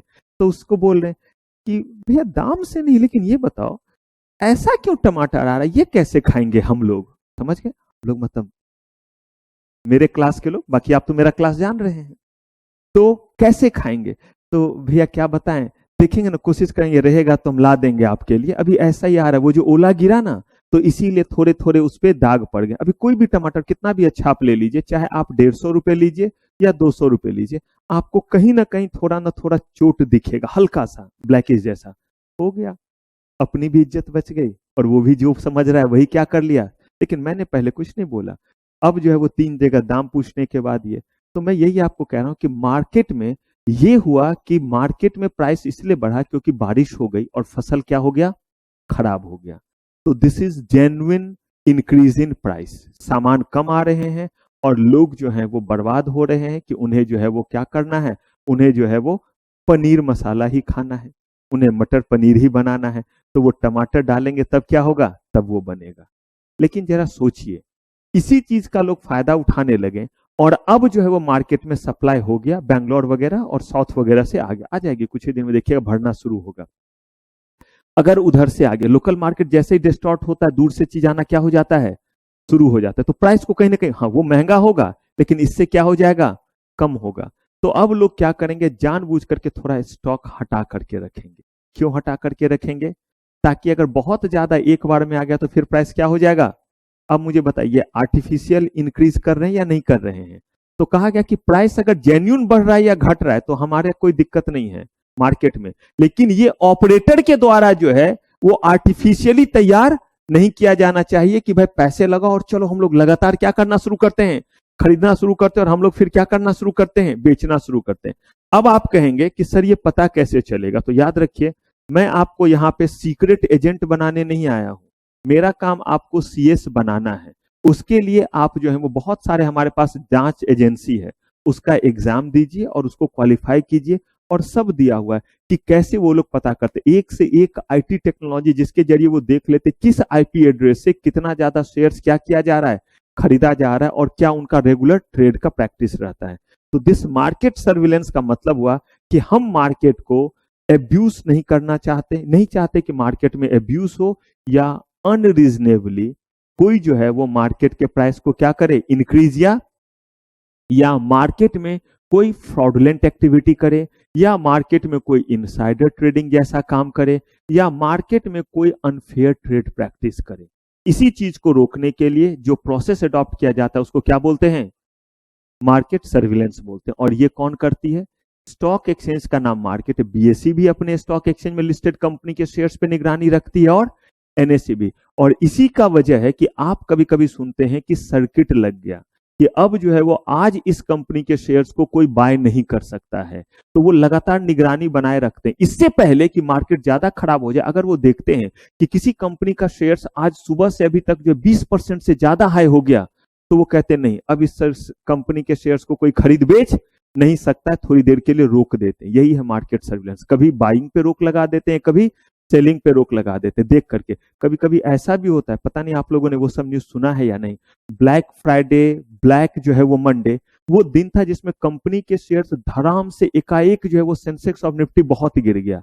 तो ऐसे केस में उन्होंने मार्केट को निगरानी बनाए हुए थे, इसीलिए अगर वो सोए रहते तो नहीं ऐसा होता। उनकी लगातार नजर बनी हुई मार्केट के हर एक एक्टिविटी पे, और उनका एल्गोरिथम तुरंत उनको अलार्म दिया और उन्होंने कहा रोक दिया, पूरे दिन के लिए ट्रेड को क्या कर दिया गया, रोक दिया गया। ऐसे 2-3 बार हुए कि शेयर मार्केट खुला, कुछ देर चला, उसके बाद पूरे मार्केट को पहले 2 घंटे के लिए रोका गया, फिर स्टार्ट किया गया, फिर वैसा ही होने लगा, फिर क्या कर दिया गया, रोक दिया गया। ये बिल्कुल वैसे ही है कि कभी किसी तरह का वायलेंस हो जाए, ऐसे नॉर्मल मार्केट खुला हुआ रहेगा, कोई कॉम्युनल वायलेंस या कोई वायलेंस हो गया तो पहले जो है वो 1 घंटे के लिए कर्फ्यू लगाया, अगर मुश्किल है 1 घंटे के लिए, फिर जो है वो हटाया, जैसे ही हटाया फिर वायलेंस शुरू हो गया, तो फिर कब तक के लिए लगा दिया कर्फ्यू, जब तक मामला शांत नहीं हो। ऐसा नहीं कि हमेशा लगा रहेगा, फिर कभी ना कभी ठीक होगा। ठीक वैसे ही है, इसी चीज को क्या बोलते हैं, मार्केट सर्विलांस बोलते हैं।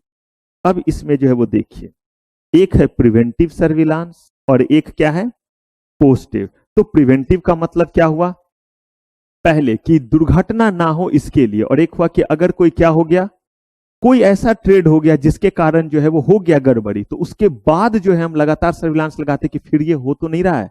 जैसे एक बार में जो है हमने नहीं देखा, तब तक एकाएक बहुत जो है वो 20-30% शेयर का प्राइस चला गया, लेकिन जैसे ही देखा उसके बाद क्या किया, जैसे ही देखा वैसे ही जो है वो रोक लगा दिया कि अभी शेयर्स के प्राइस इसमें ट्रेड नहीं होगा। तो ये क्या हो गया, पोस्ट ट्रेड सर्विलांस। और एक हुआ कि पहले से हम देखते रहेंगे कौन कितना बाय सेल कर रहा है, अगर एक लेवल से ज्यादा होने लगे तो तुरंत उस ब्रोकर से हम पूछेंगे कि भाई आपके, क्योंकि होगा तो किसी ब्रोकर के जरिए ही, कि आपके थ्रू ये नॉर्मल ट्रेड होता है इतना ज्यादा, जल्दी आप रिकॉर्ड दीजिए।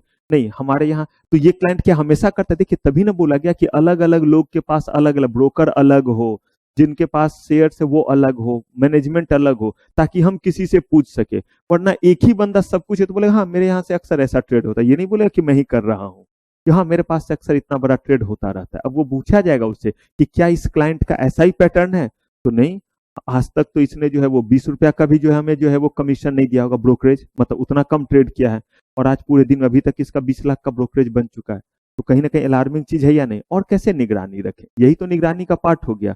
जैसे मान लीजिए स्टूडेंट पे निगरानी का मतलब, अगर मान लीजिए कि मैं आपसे क्वेश्चन वगैरह पूछता हूँ, मैं आपको नहीं बीच बीच में टोक देता हूँ कि देखिए आपका आंसर आता था, अभी आंसर ठीक नहीं आ रहा है, तो ये कैसे मैं समझा, इसका मतलब मैं आपके पैटर्न को जान रहा हूं और मैं आप पे निगरानी रखा हूं, तभी तो मैं आपको कह रहा हूं कि आप पहले ऐसे आंसर देते थे, अब आपके आंसर जो है वो उस तरह से नहीं आ रहे। This is called what, surveillance. तो यही सर्विलांस कौन करते हैं, स्टॉक एक्सचेंज कहते हैं। तो देखिए प्रिवेंटिव सर्विलांस में उन्होंने बोला कि भाई हम किस किस तरह का चीज करते हैं, तो कहते हैं stringent onboarding norms of trading member. इसका मतलब, स्ट्रिंजेंट का मतलब होता है नॉर्म्स को टफ बनाना। याद कीजिए ये वर्ड हम लोगों ने कहीं यूज किया था, जल्दी बोलिए, हाँ, कि इनसाइडर, हमने जब कहा था कि जब इनसाइडर ट्रेडिंग जैसा कांड किया था किसने, आनंद राठी ने, इनसाइडर, तो हमने 3 वर्ड यूज किए थे, demutualisation of stock exchange, corporatisation of stock exchange and putting more stringent norm in insider trading, और उसको हमने स्ट्रिक्ट बना दिया और उसको स्ट्रिंजेंट बना दिया, नहीं बोला था, यानी ज्यादा टफ चीज कर दिया। तो कहा कि हमने क्या किया, उनको ट्रेडिंग मेंबर को ऑनबोर्ड करने के चीजों को क्या कर देंगे, टफ। टफ करने का मतलब है जांच पड़ताल करके। मैंने आपको एक बात और बताई, सिर्फ मार्केट में वही गड़बड़ी कर सकता है जिसको मार्केट में इन करने का क्या रहेगा, परमिशन, वो ज्यादा गड़बड़ कर सकता है।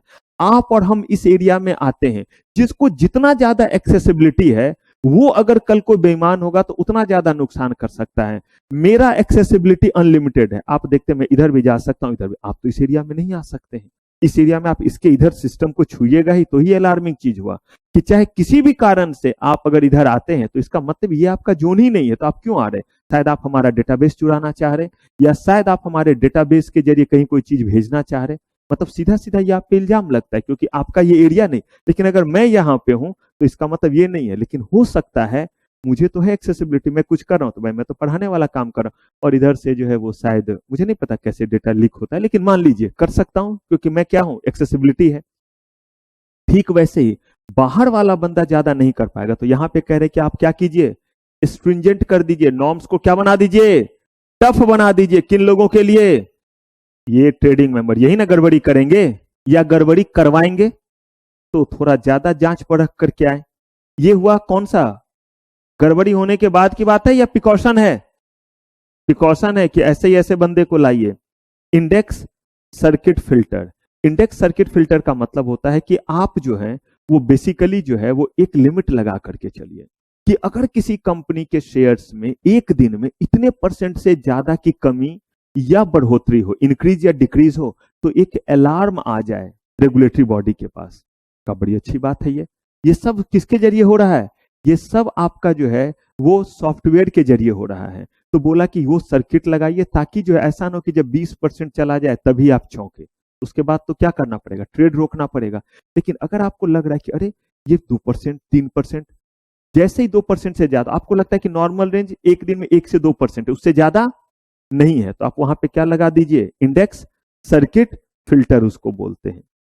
Trade exchange range. कहा गया कि ट्रेड एक्सचेंज रेंज का मतलब क्या हुआ, आपको अगर लगता है कि इन कंपनीज के शेयर ज्यादा सेंसिटिव हैं और इसमें ब्रोकर वगैरह ज्यादा गोलमाल करते हैं, तो आप क्या कीजिए, उसमें रेंज फिक्स कर दीजिए कि इससे और इससे ज्यादा ना, इससे ज्यादा का एक बार में जो है वो इस पे प्राइस लग सकता है, ना इससे कम का। मैं एग्जांपल दे रहा हूं, 100 रुपए अगर शेयर का प्राइस है तो आप उसमें रेंज लगा दीजिए कि 20% प्लस या 20% माइनस में आप ऑर्डर ही एक्सेप्ट नहीं करेंगे। क्या नहीं करेंगे, मुझे एक बताइए।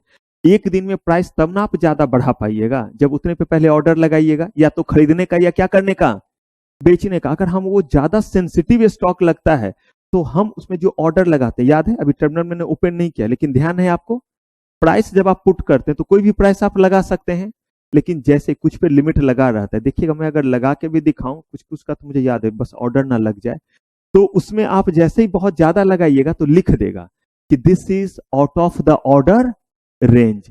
इसमें आप अगर मान लीजिए 100 रुपए में चल रहा है और आप जो उस शेयर्स को 150 में बेचना चाहिएगा, तो वो जो है वो एक जो है वो बीप देगा और उसके बाद बोलेगा कि अकल नहीं है, इतने ज्यादा आप नहीं लगा सकते, एरर मैसेज दे देगा।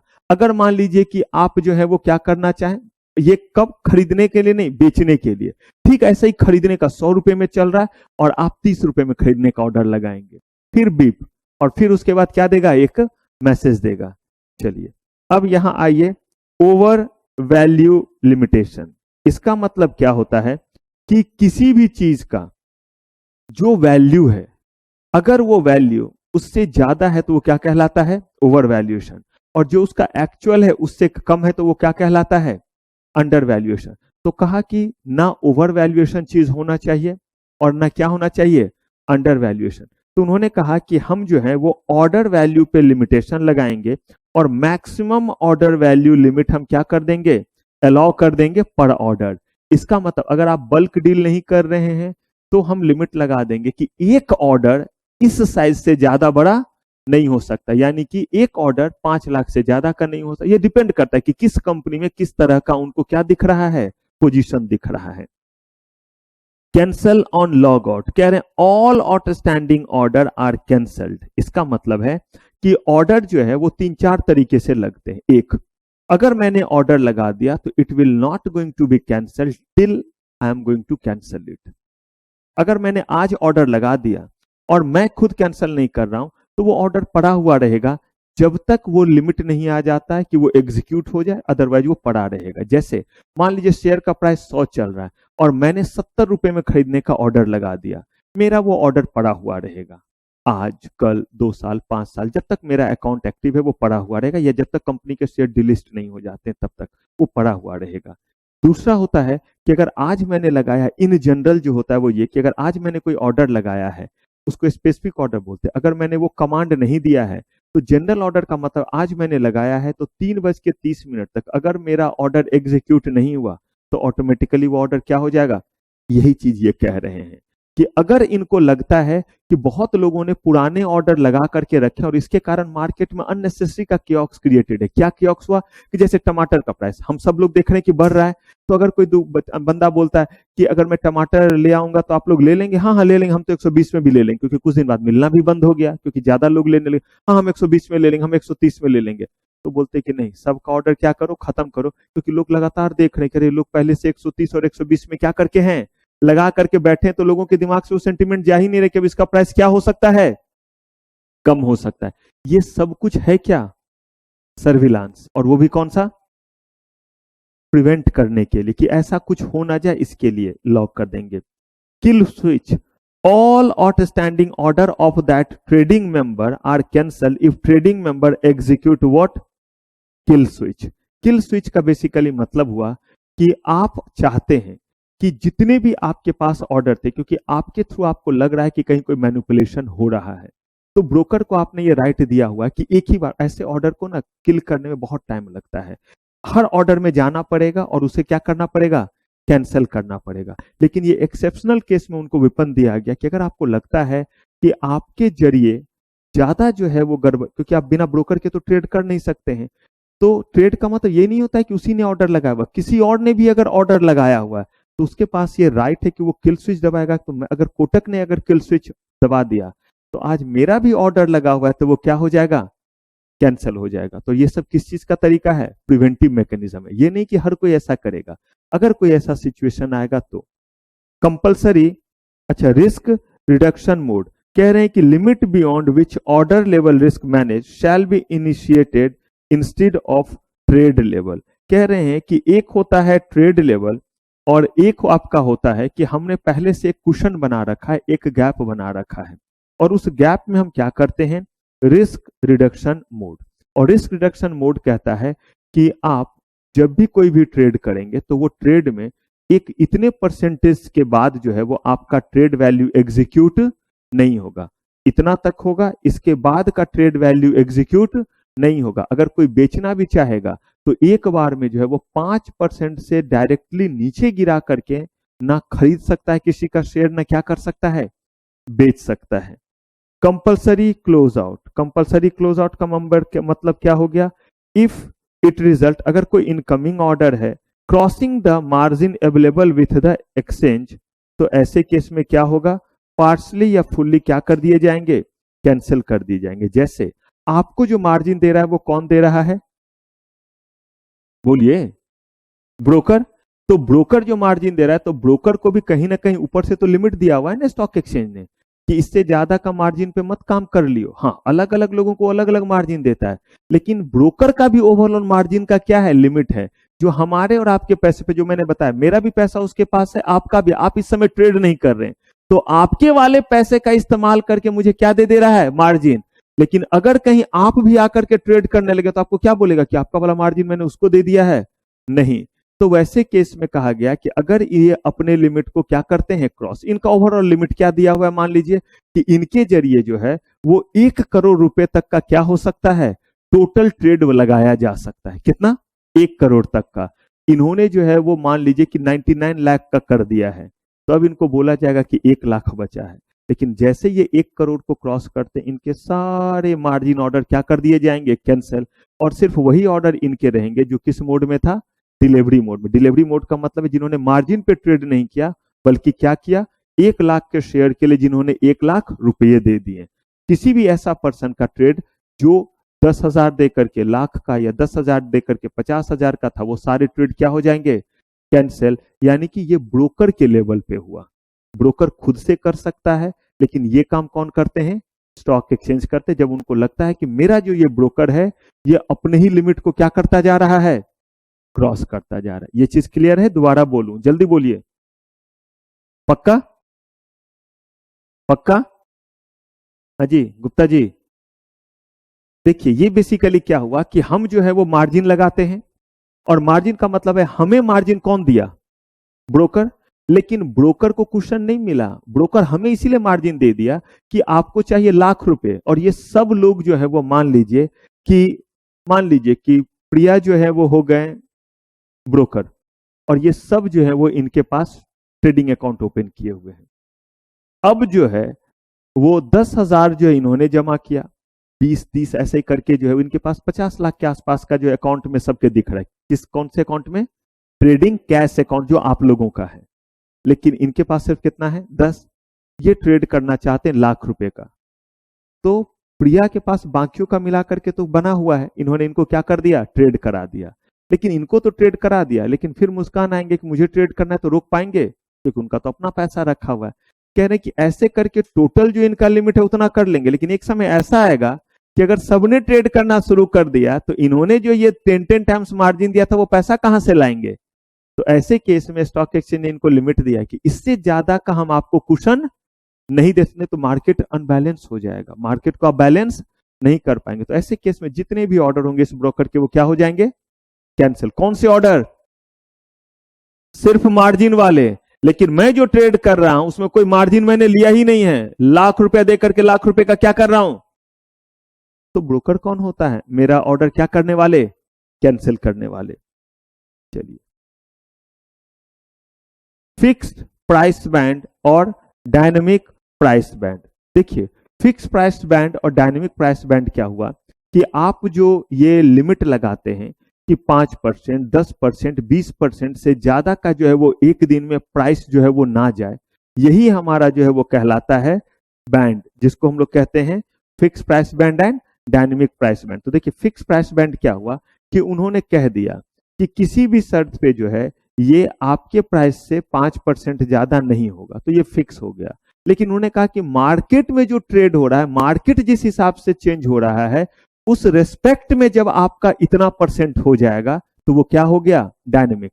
तो डिपेंड करता है, अगर मान लीजिए आज मार्केट जा रहा है 1% का इंक्रीज, तो उन्होंने बोला कि मार्केट जितना परसेंट हो रहा है उससे 4-5% प्लस या 4-5% क्या माइनस, तो ये हो गया डायनेमिक। क्योंकि अगर मान लीजिए मार्केट ओवरऑल आज 2% अप है और मुझे 5% दिया गया है, तो इसका मतलब मेरे शेयर तो 7% तक ऊपर जा सकते हैं ना। और अगर डाउन का भी दिया गया, लेकिन उन्होंने बोल दिया कि आपके शेयर में 5% से ज्यादा अगर हुआ तो हम उसको क्या करेंगे, सर्किट लगा देंगे। तो इसका मतलब है कि मेरा फिक्स है 100 है तो मेरा 105 से ज्यादा नहीं हो सकता। लेकिन बोला गया कि मार्केट जितना परसेंट ग्रोथ हो रहा है उससे 5% से ज्यादा ग्रोथ आपका नहीं होना चाहिए। तो आज मार्केट जो है वो आपका जो है 2% का ग्रो हो गया और मुझे तो 5 का कुशन है, तो आज मेरा शेयर 107 रुपए तक भी जाएगा तो कोई दिक्कत। क्लियर है ये चीज। तो फिक्स का मतलब क्या हुआ, फिर से सुनिए, फिक्स का मतलब है कि मेरे कंपनी के शेयर का प्राइस 100 रुपया और बोला गया कि आपका जो प्राइस है एक दिन में वो 5% से ज्यादा कम या ज्यादा नहीं होना चाहिए। तो 100 का मतलब है एक ही दिन में वो गिर करके 95 से नीचे आएगा तो रोक दिया जाएगा ट्रेड, और क्या होगा 105 होगा तो क्या कर दिया जाएगा, ट्रेड को रोक दिया जाएगा। क्लियर है ये चीज। हमें कहा गया कि मार्केट में जो भी जो है वो इंक्रीज डिक्रीज चल रहा होगा उससे एक्स्ट्रा 5% आपको मिलेगा। तो आज मान लीजिए ओवरऑल हमारा निफ्टी, ओवरऑल सेंसेक्स जो है वो 2% अप है, नहीं दिया रहता है परसेंटेज अप या डाउन का, कितने बार हमने देखा हुआ है। तो वहां से अगर हमारा 5% है तो मान लीजिए कि मार्केट 2% अप, तो इसका मतलब है कि मेरा शेयर का प्राइस 100 रुपया, मुझे बोला गया मार्केट जितना है उससे कितना 5%, तो इसका मतलब है कि मुझे 2% मार्केट वाला और 5% मेरा वाला 7%, यानी 107 रुपए तक मेरा शेयर जा सकता है अगर ये क्या है, डायनेमिक। अगर मान लीजिए कि मार्केट ही आज 5% अप है तो मेरे लिए जो है 10% नहीं हो गया, मार्केट 4% अप है तो मेरे लिए कितना हो गया, 9%। लेकिन अगर फिक्स्ड वाला 5%, तो मार्केट कहीं भी जा रहा हो, मुझे सिर्फ और सिर्फ किससे कॉरिलेट किया जा रहा है, मेरे ही प्राइस से किया जा रहा है, 100 रुपए से किया जा रहा है।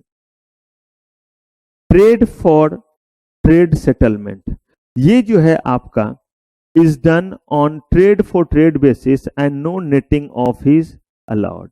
ये मैंने आपको कल जो है वो थोड़ा सा जो है वो बताया था।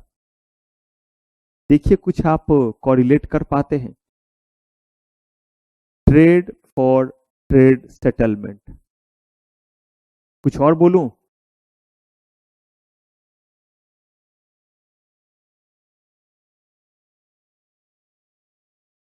ये नहीं है, और सोचिए, या कुछ हिंट दूं? नेटिंग का मतलब हुआ कि अगर शेयर खरीदा है तो पैसे दीजिए, बेचा है तो पैसे लीजिए, बराबर कीजिए सौदा, दैट इज कॉल्ड नेटिंग।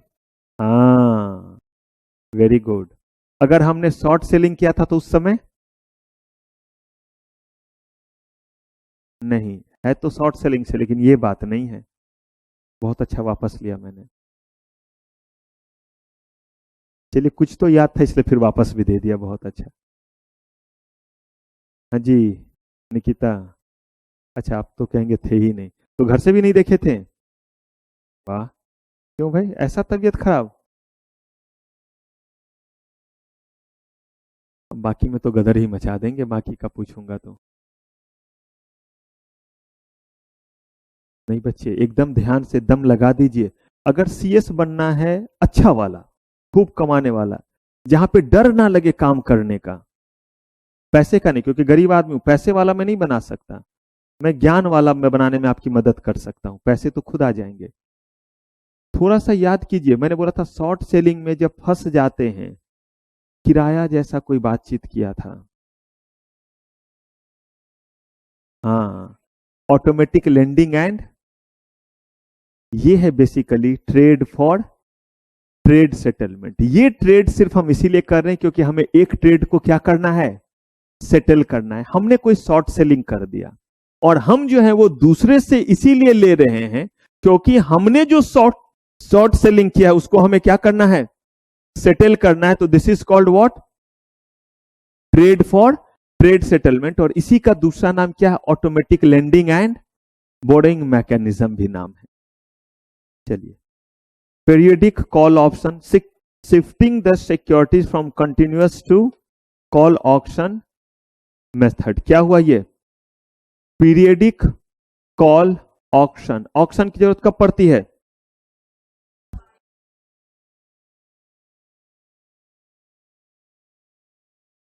ठीक है, तो इसका मतलब शॉर्ट सेलिंग किया तो ये कह रहे हैं कि आप क्या कीजिए, shifting the securities from continuous to call option method. इसका मतलब है कि आप जो है वो कुछ कुछ टाइम पे क्या कीजिए, कॉल ऑप्शन जैसा जो है वो मेथड क्या करके रखिए, बना करके रखिए, ताकि शॉर्ट सेलिंग को हम कहीं ना कहीं क्या कर सकें, अगर शॉर्ट सेलिंग के समय मार्केट गड़बड़ होने लगे, जैसे मैंने क्या बोला, कॉल ऑप्शन, कोई भी ऑप्शन कब लगेगा, ऑप्शन जो है वो तब लगेगा जब क्या हुआ है, शॉर्ट सेलिंग वो लोग ले नहीं पाए हैं।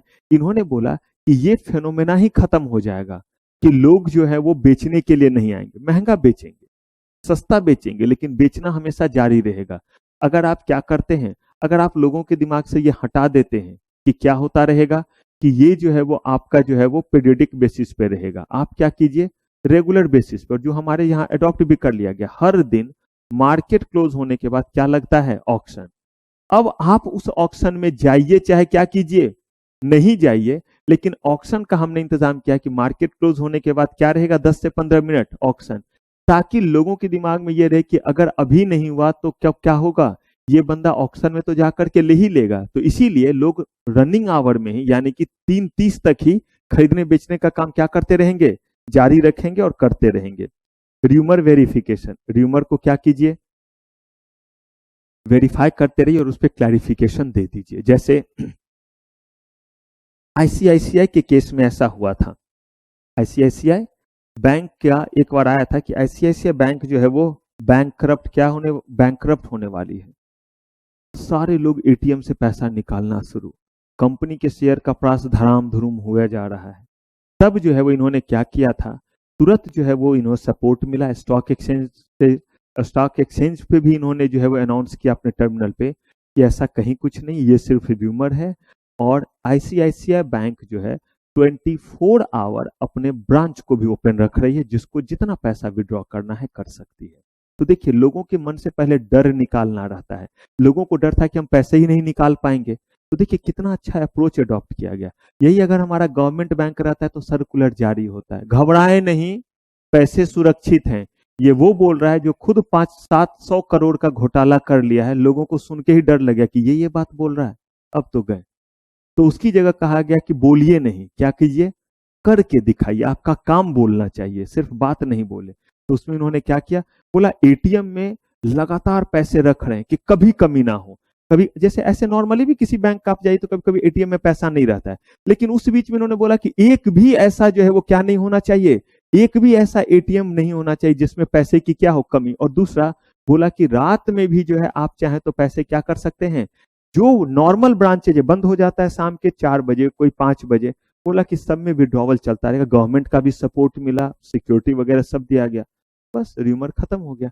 र्यूमर का तो मतलब है इसको र्यूमर की तरफ फैलाइएगा तो क्या होगा, र्यूमर। और अगर ये सच हो गया तो फिर र्यूमर कहाँ रहा, चाहे ये बुरा न्यूज रहे चाहे अच्छा रहे, र्यूमर तब तक ही है जब आप इसको मैनिपुलेट कर रहे हैं। तो बोला गया कि कोई भी र्यूमर है उसको वेरीफाई कीजिए और उसको सॉर्ट आउट कीजिए, ताकि उसके बेसिस, और हमारा मार्केट सबसे ज्यादा र्यूमर के ही बेसिस पे जो है वो क्या होता है, अप और डाउन होता रहता है।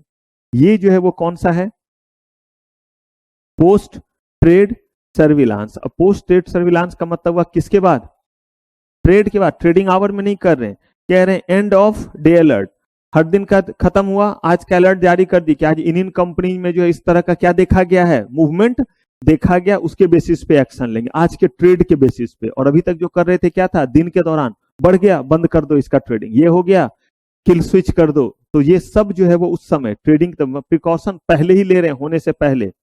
पैटर्न रिकॉग्निशन मॉडल, पैटर्न बनाइए, ग्राफ बनाइए, किस कंपनी में किस तरह से क्या हो रहा है, हर दिन का बनाइए, ताकि आज का आपका जो पोस्ट है वो कल के लिए प्रिवेंटिव हो जाएगा। आज ट्रेड के बाद आपने जो डेटा तैयार किया है वो आपको कल के लिए जो है वो क्या करेगा, प्रिवेंटिव सर्विलांस में मदद करेगा।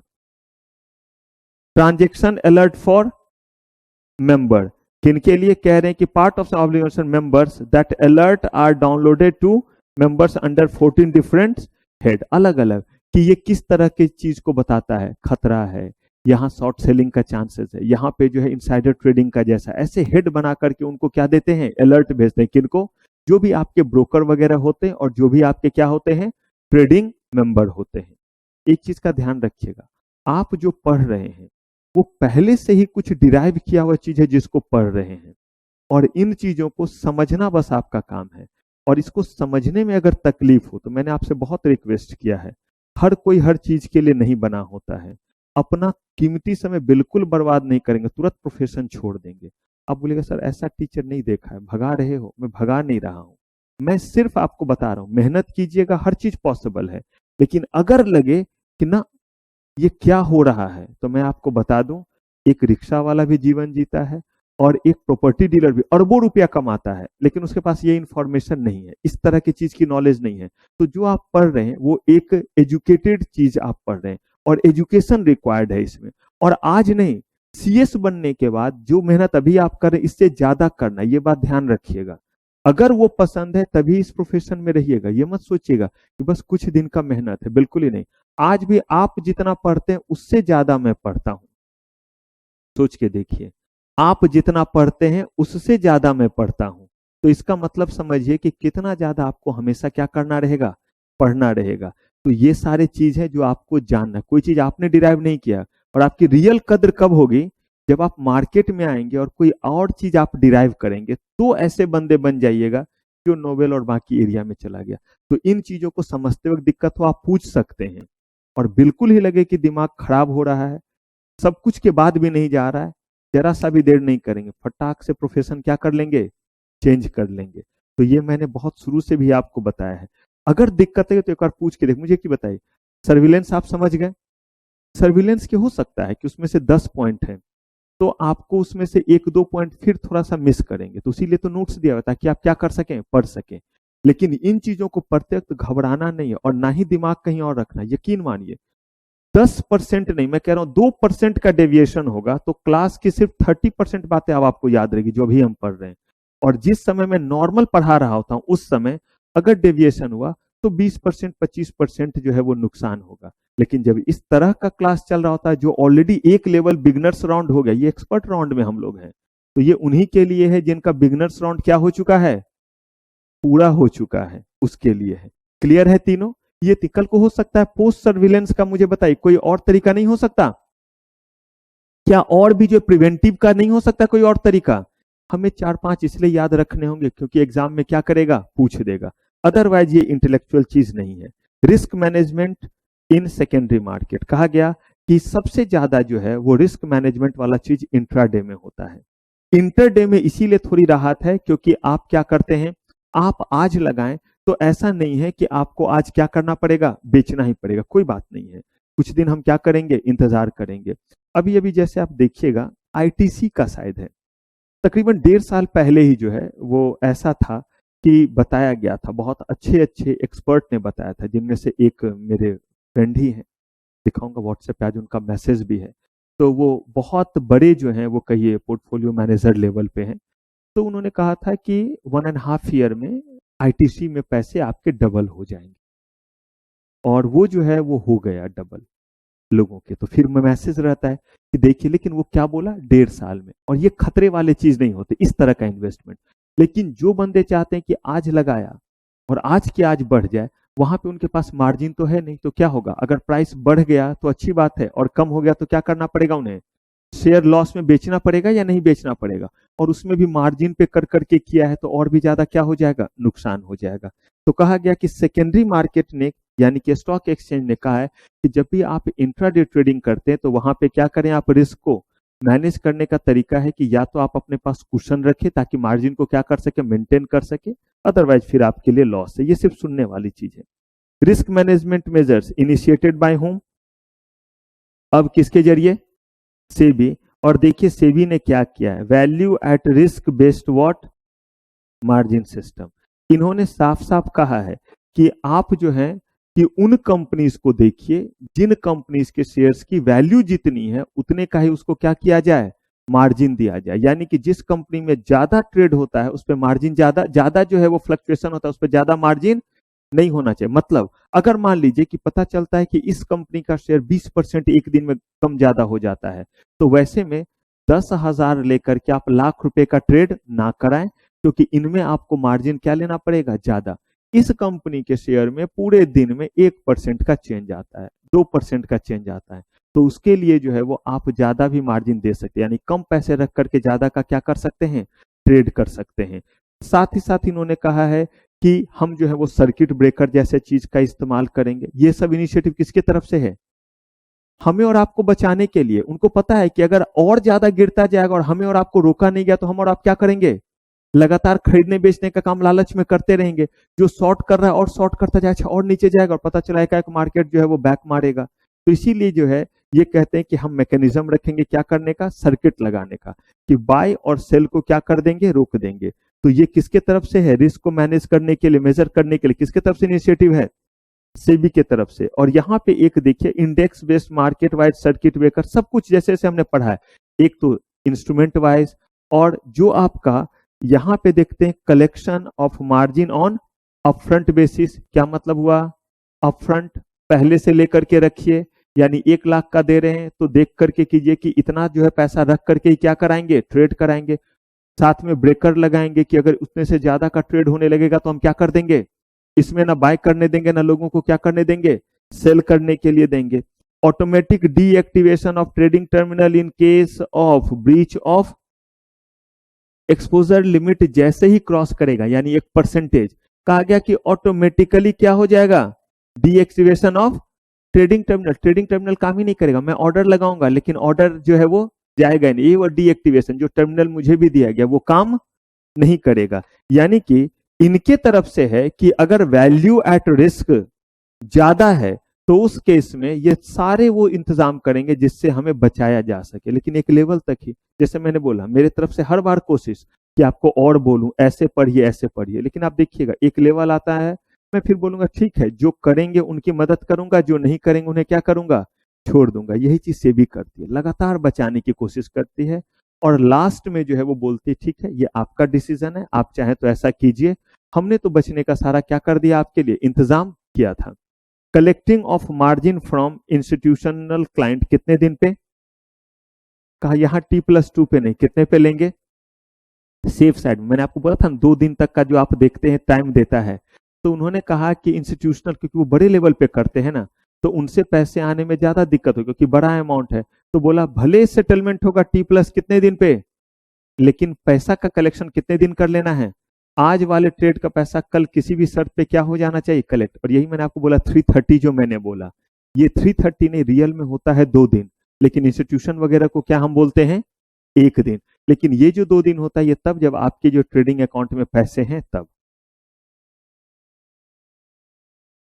Impact of various policy on stock exchange. अब देखिए, अभी जो हमने देखा था एक नॉर्मल चीज था, अब कह रहे हैं कि अगर स्टॉक एक्सचेंज में हम इन करते हैं, यानी कि स्टॉक एक्सचेंज भी क्या है, एक मार्केट ही तो है, तो स्टॉक एक्सचेंज में किन किन चीजों का क्या क्या जो है वो इंपैक्ट पड़ता है। और स्टॉक एक्सचेंज में इंपैक्ट पड़ने का क्या मतलब है, पॉलिसी से स्टॉक एक्सचेंज को क्या इंपैक्ट पड़ेगा। पहले स्टॉक एक्सचेंज के इंपैक्ट का क्या मतलब है, कंपनी के शेयर्स के प्राइस का बढ़ना या घटना, यही तो है स्टॉक एक्सचेंज पे इंपैक्ट का मतलब। और स्टॉक एक्सचेंज पे क्या इंपैक्ट होगा, स्टॉक एक्सचेंज का इंडेक्स ही तो उसका इंपैक्ट है, और इंडेक्स जो है वो डिपेंडेंट है किस पे, उन कंपनीज पे जिन कंपनीज के शेयर्स वहां पे लिस्टेड है, उन्हीं में से तो बना हुआ है। तो कहते हैं गवर्नमेंट के जो अलग अलग पॉलिसी होंगे, मान लीजिए आरबीआई का गाइडलाइन आया और उन्होंने बोला कि अब जो है वो ज्यादा सीआरआर मेंटेन करना पड़ेगा, यानी कि बैंकों को अपने पास ज्यादा पैसे रखने पड़ेंगे, तुरंत कंपनी के शेयर्स का प्राइस गिरने लगेगा। रीजन ये है कि बैंकों को अब जो है वो मान लीजिए बोल दिया उन्होंने कि इतना परसेंट, और उस परसेंट के कारण जो बैंक पहले 100 करोड़ अपने पास रखती थी रिजर्व में, अब उसको बोला गया 150 करोड़ रखना पड़ेगा। इसका मतलब 50 करोड़ रुपया जो है इस पे वो बिजनेस करते हैं, अब वो 50 करोड़ पे बिजनेस नहीं कर पाएंगे, तो प्रॉफिटेबिलिटी कम होगा या नहीं होगा। कहने का मतलब ऐसा ही दुनिया भर के जो है वो पॉलिसीज हैं जिसका असर जो है वो हमारे डिफरेंट डिफरेंट कंपनीज पे पड़ता है। इवन अगर मान लीजिए कोई ट्रेड पॉलिसी डिक्लेयर होता है, एक्साइज ड्यूटी बढ़ा, या मान लीजिए कि किसी तरह का जीएसटी बढ़ा या कम हुआ, तो जो भी कंपनी उस दायरे में आएंगे, एक्सपोर्ट इंपोर्ट में कोई चीज आया, गवर्नमेंट ने कहा कि जो भी लोग जो है वो चीजों को इंडिया के बाहर से रॉ मटेरियल मंगा रहे हैं लेकिन उसके बाद फिनिश गुड्स बना करके एक्सपोर्ट कर रहे हैं, उनसे हम कोई ड्यूटी चार्ज नहीं करेंगे, हो गया। ये सारे प्लस वाले चीज हो गए। कहने का मतलब है कि कुछ अच्छा प्रभाव और कुछ क्या होगा, बुरा प्रभाव। तो कोई कोई पॉलिसी जो भी हमारा बना हुआ है, उन पॉलिसी का किस तरह से हमारे स्टॉक एक्सचेंज पे असर पड़ेगा, और फिर हम बाकी एस्पेक्ट को भी देखेंगे। तो ये सारा कुछ हम लोग देखेंगे अपने नेक्स्ट एपिसोड में। चलिए, तो फिलहाल आज की CMSL की सेवा समाप्त। थैंक यू वेरी मच, आपका बहुत बहुत धन्यवाद।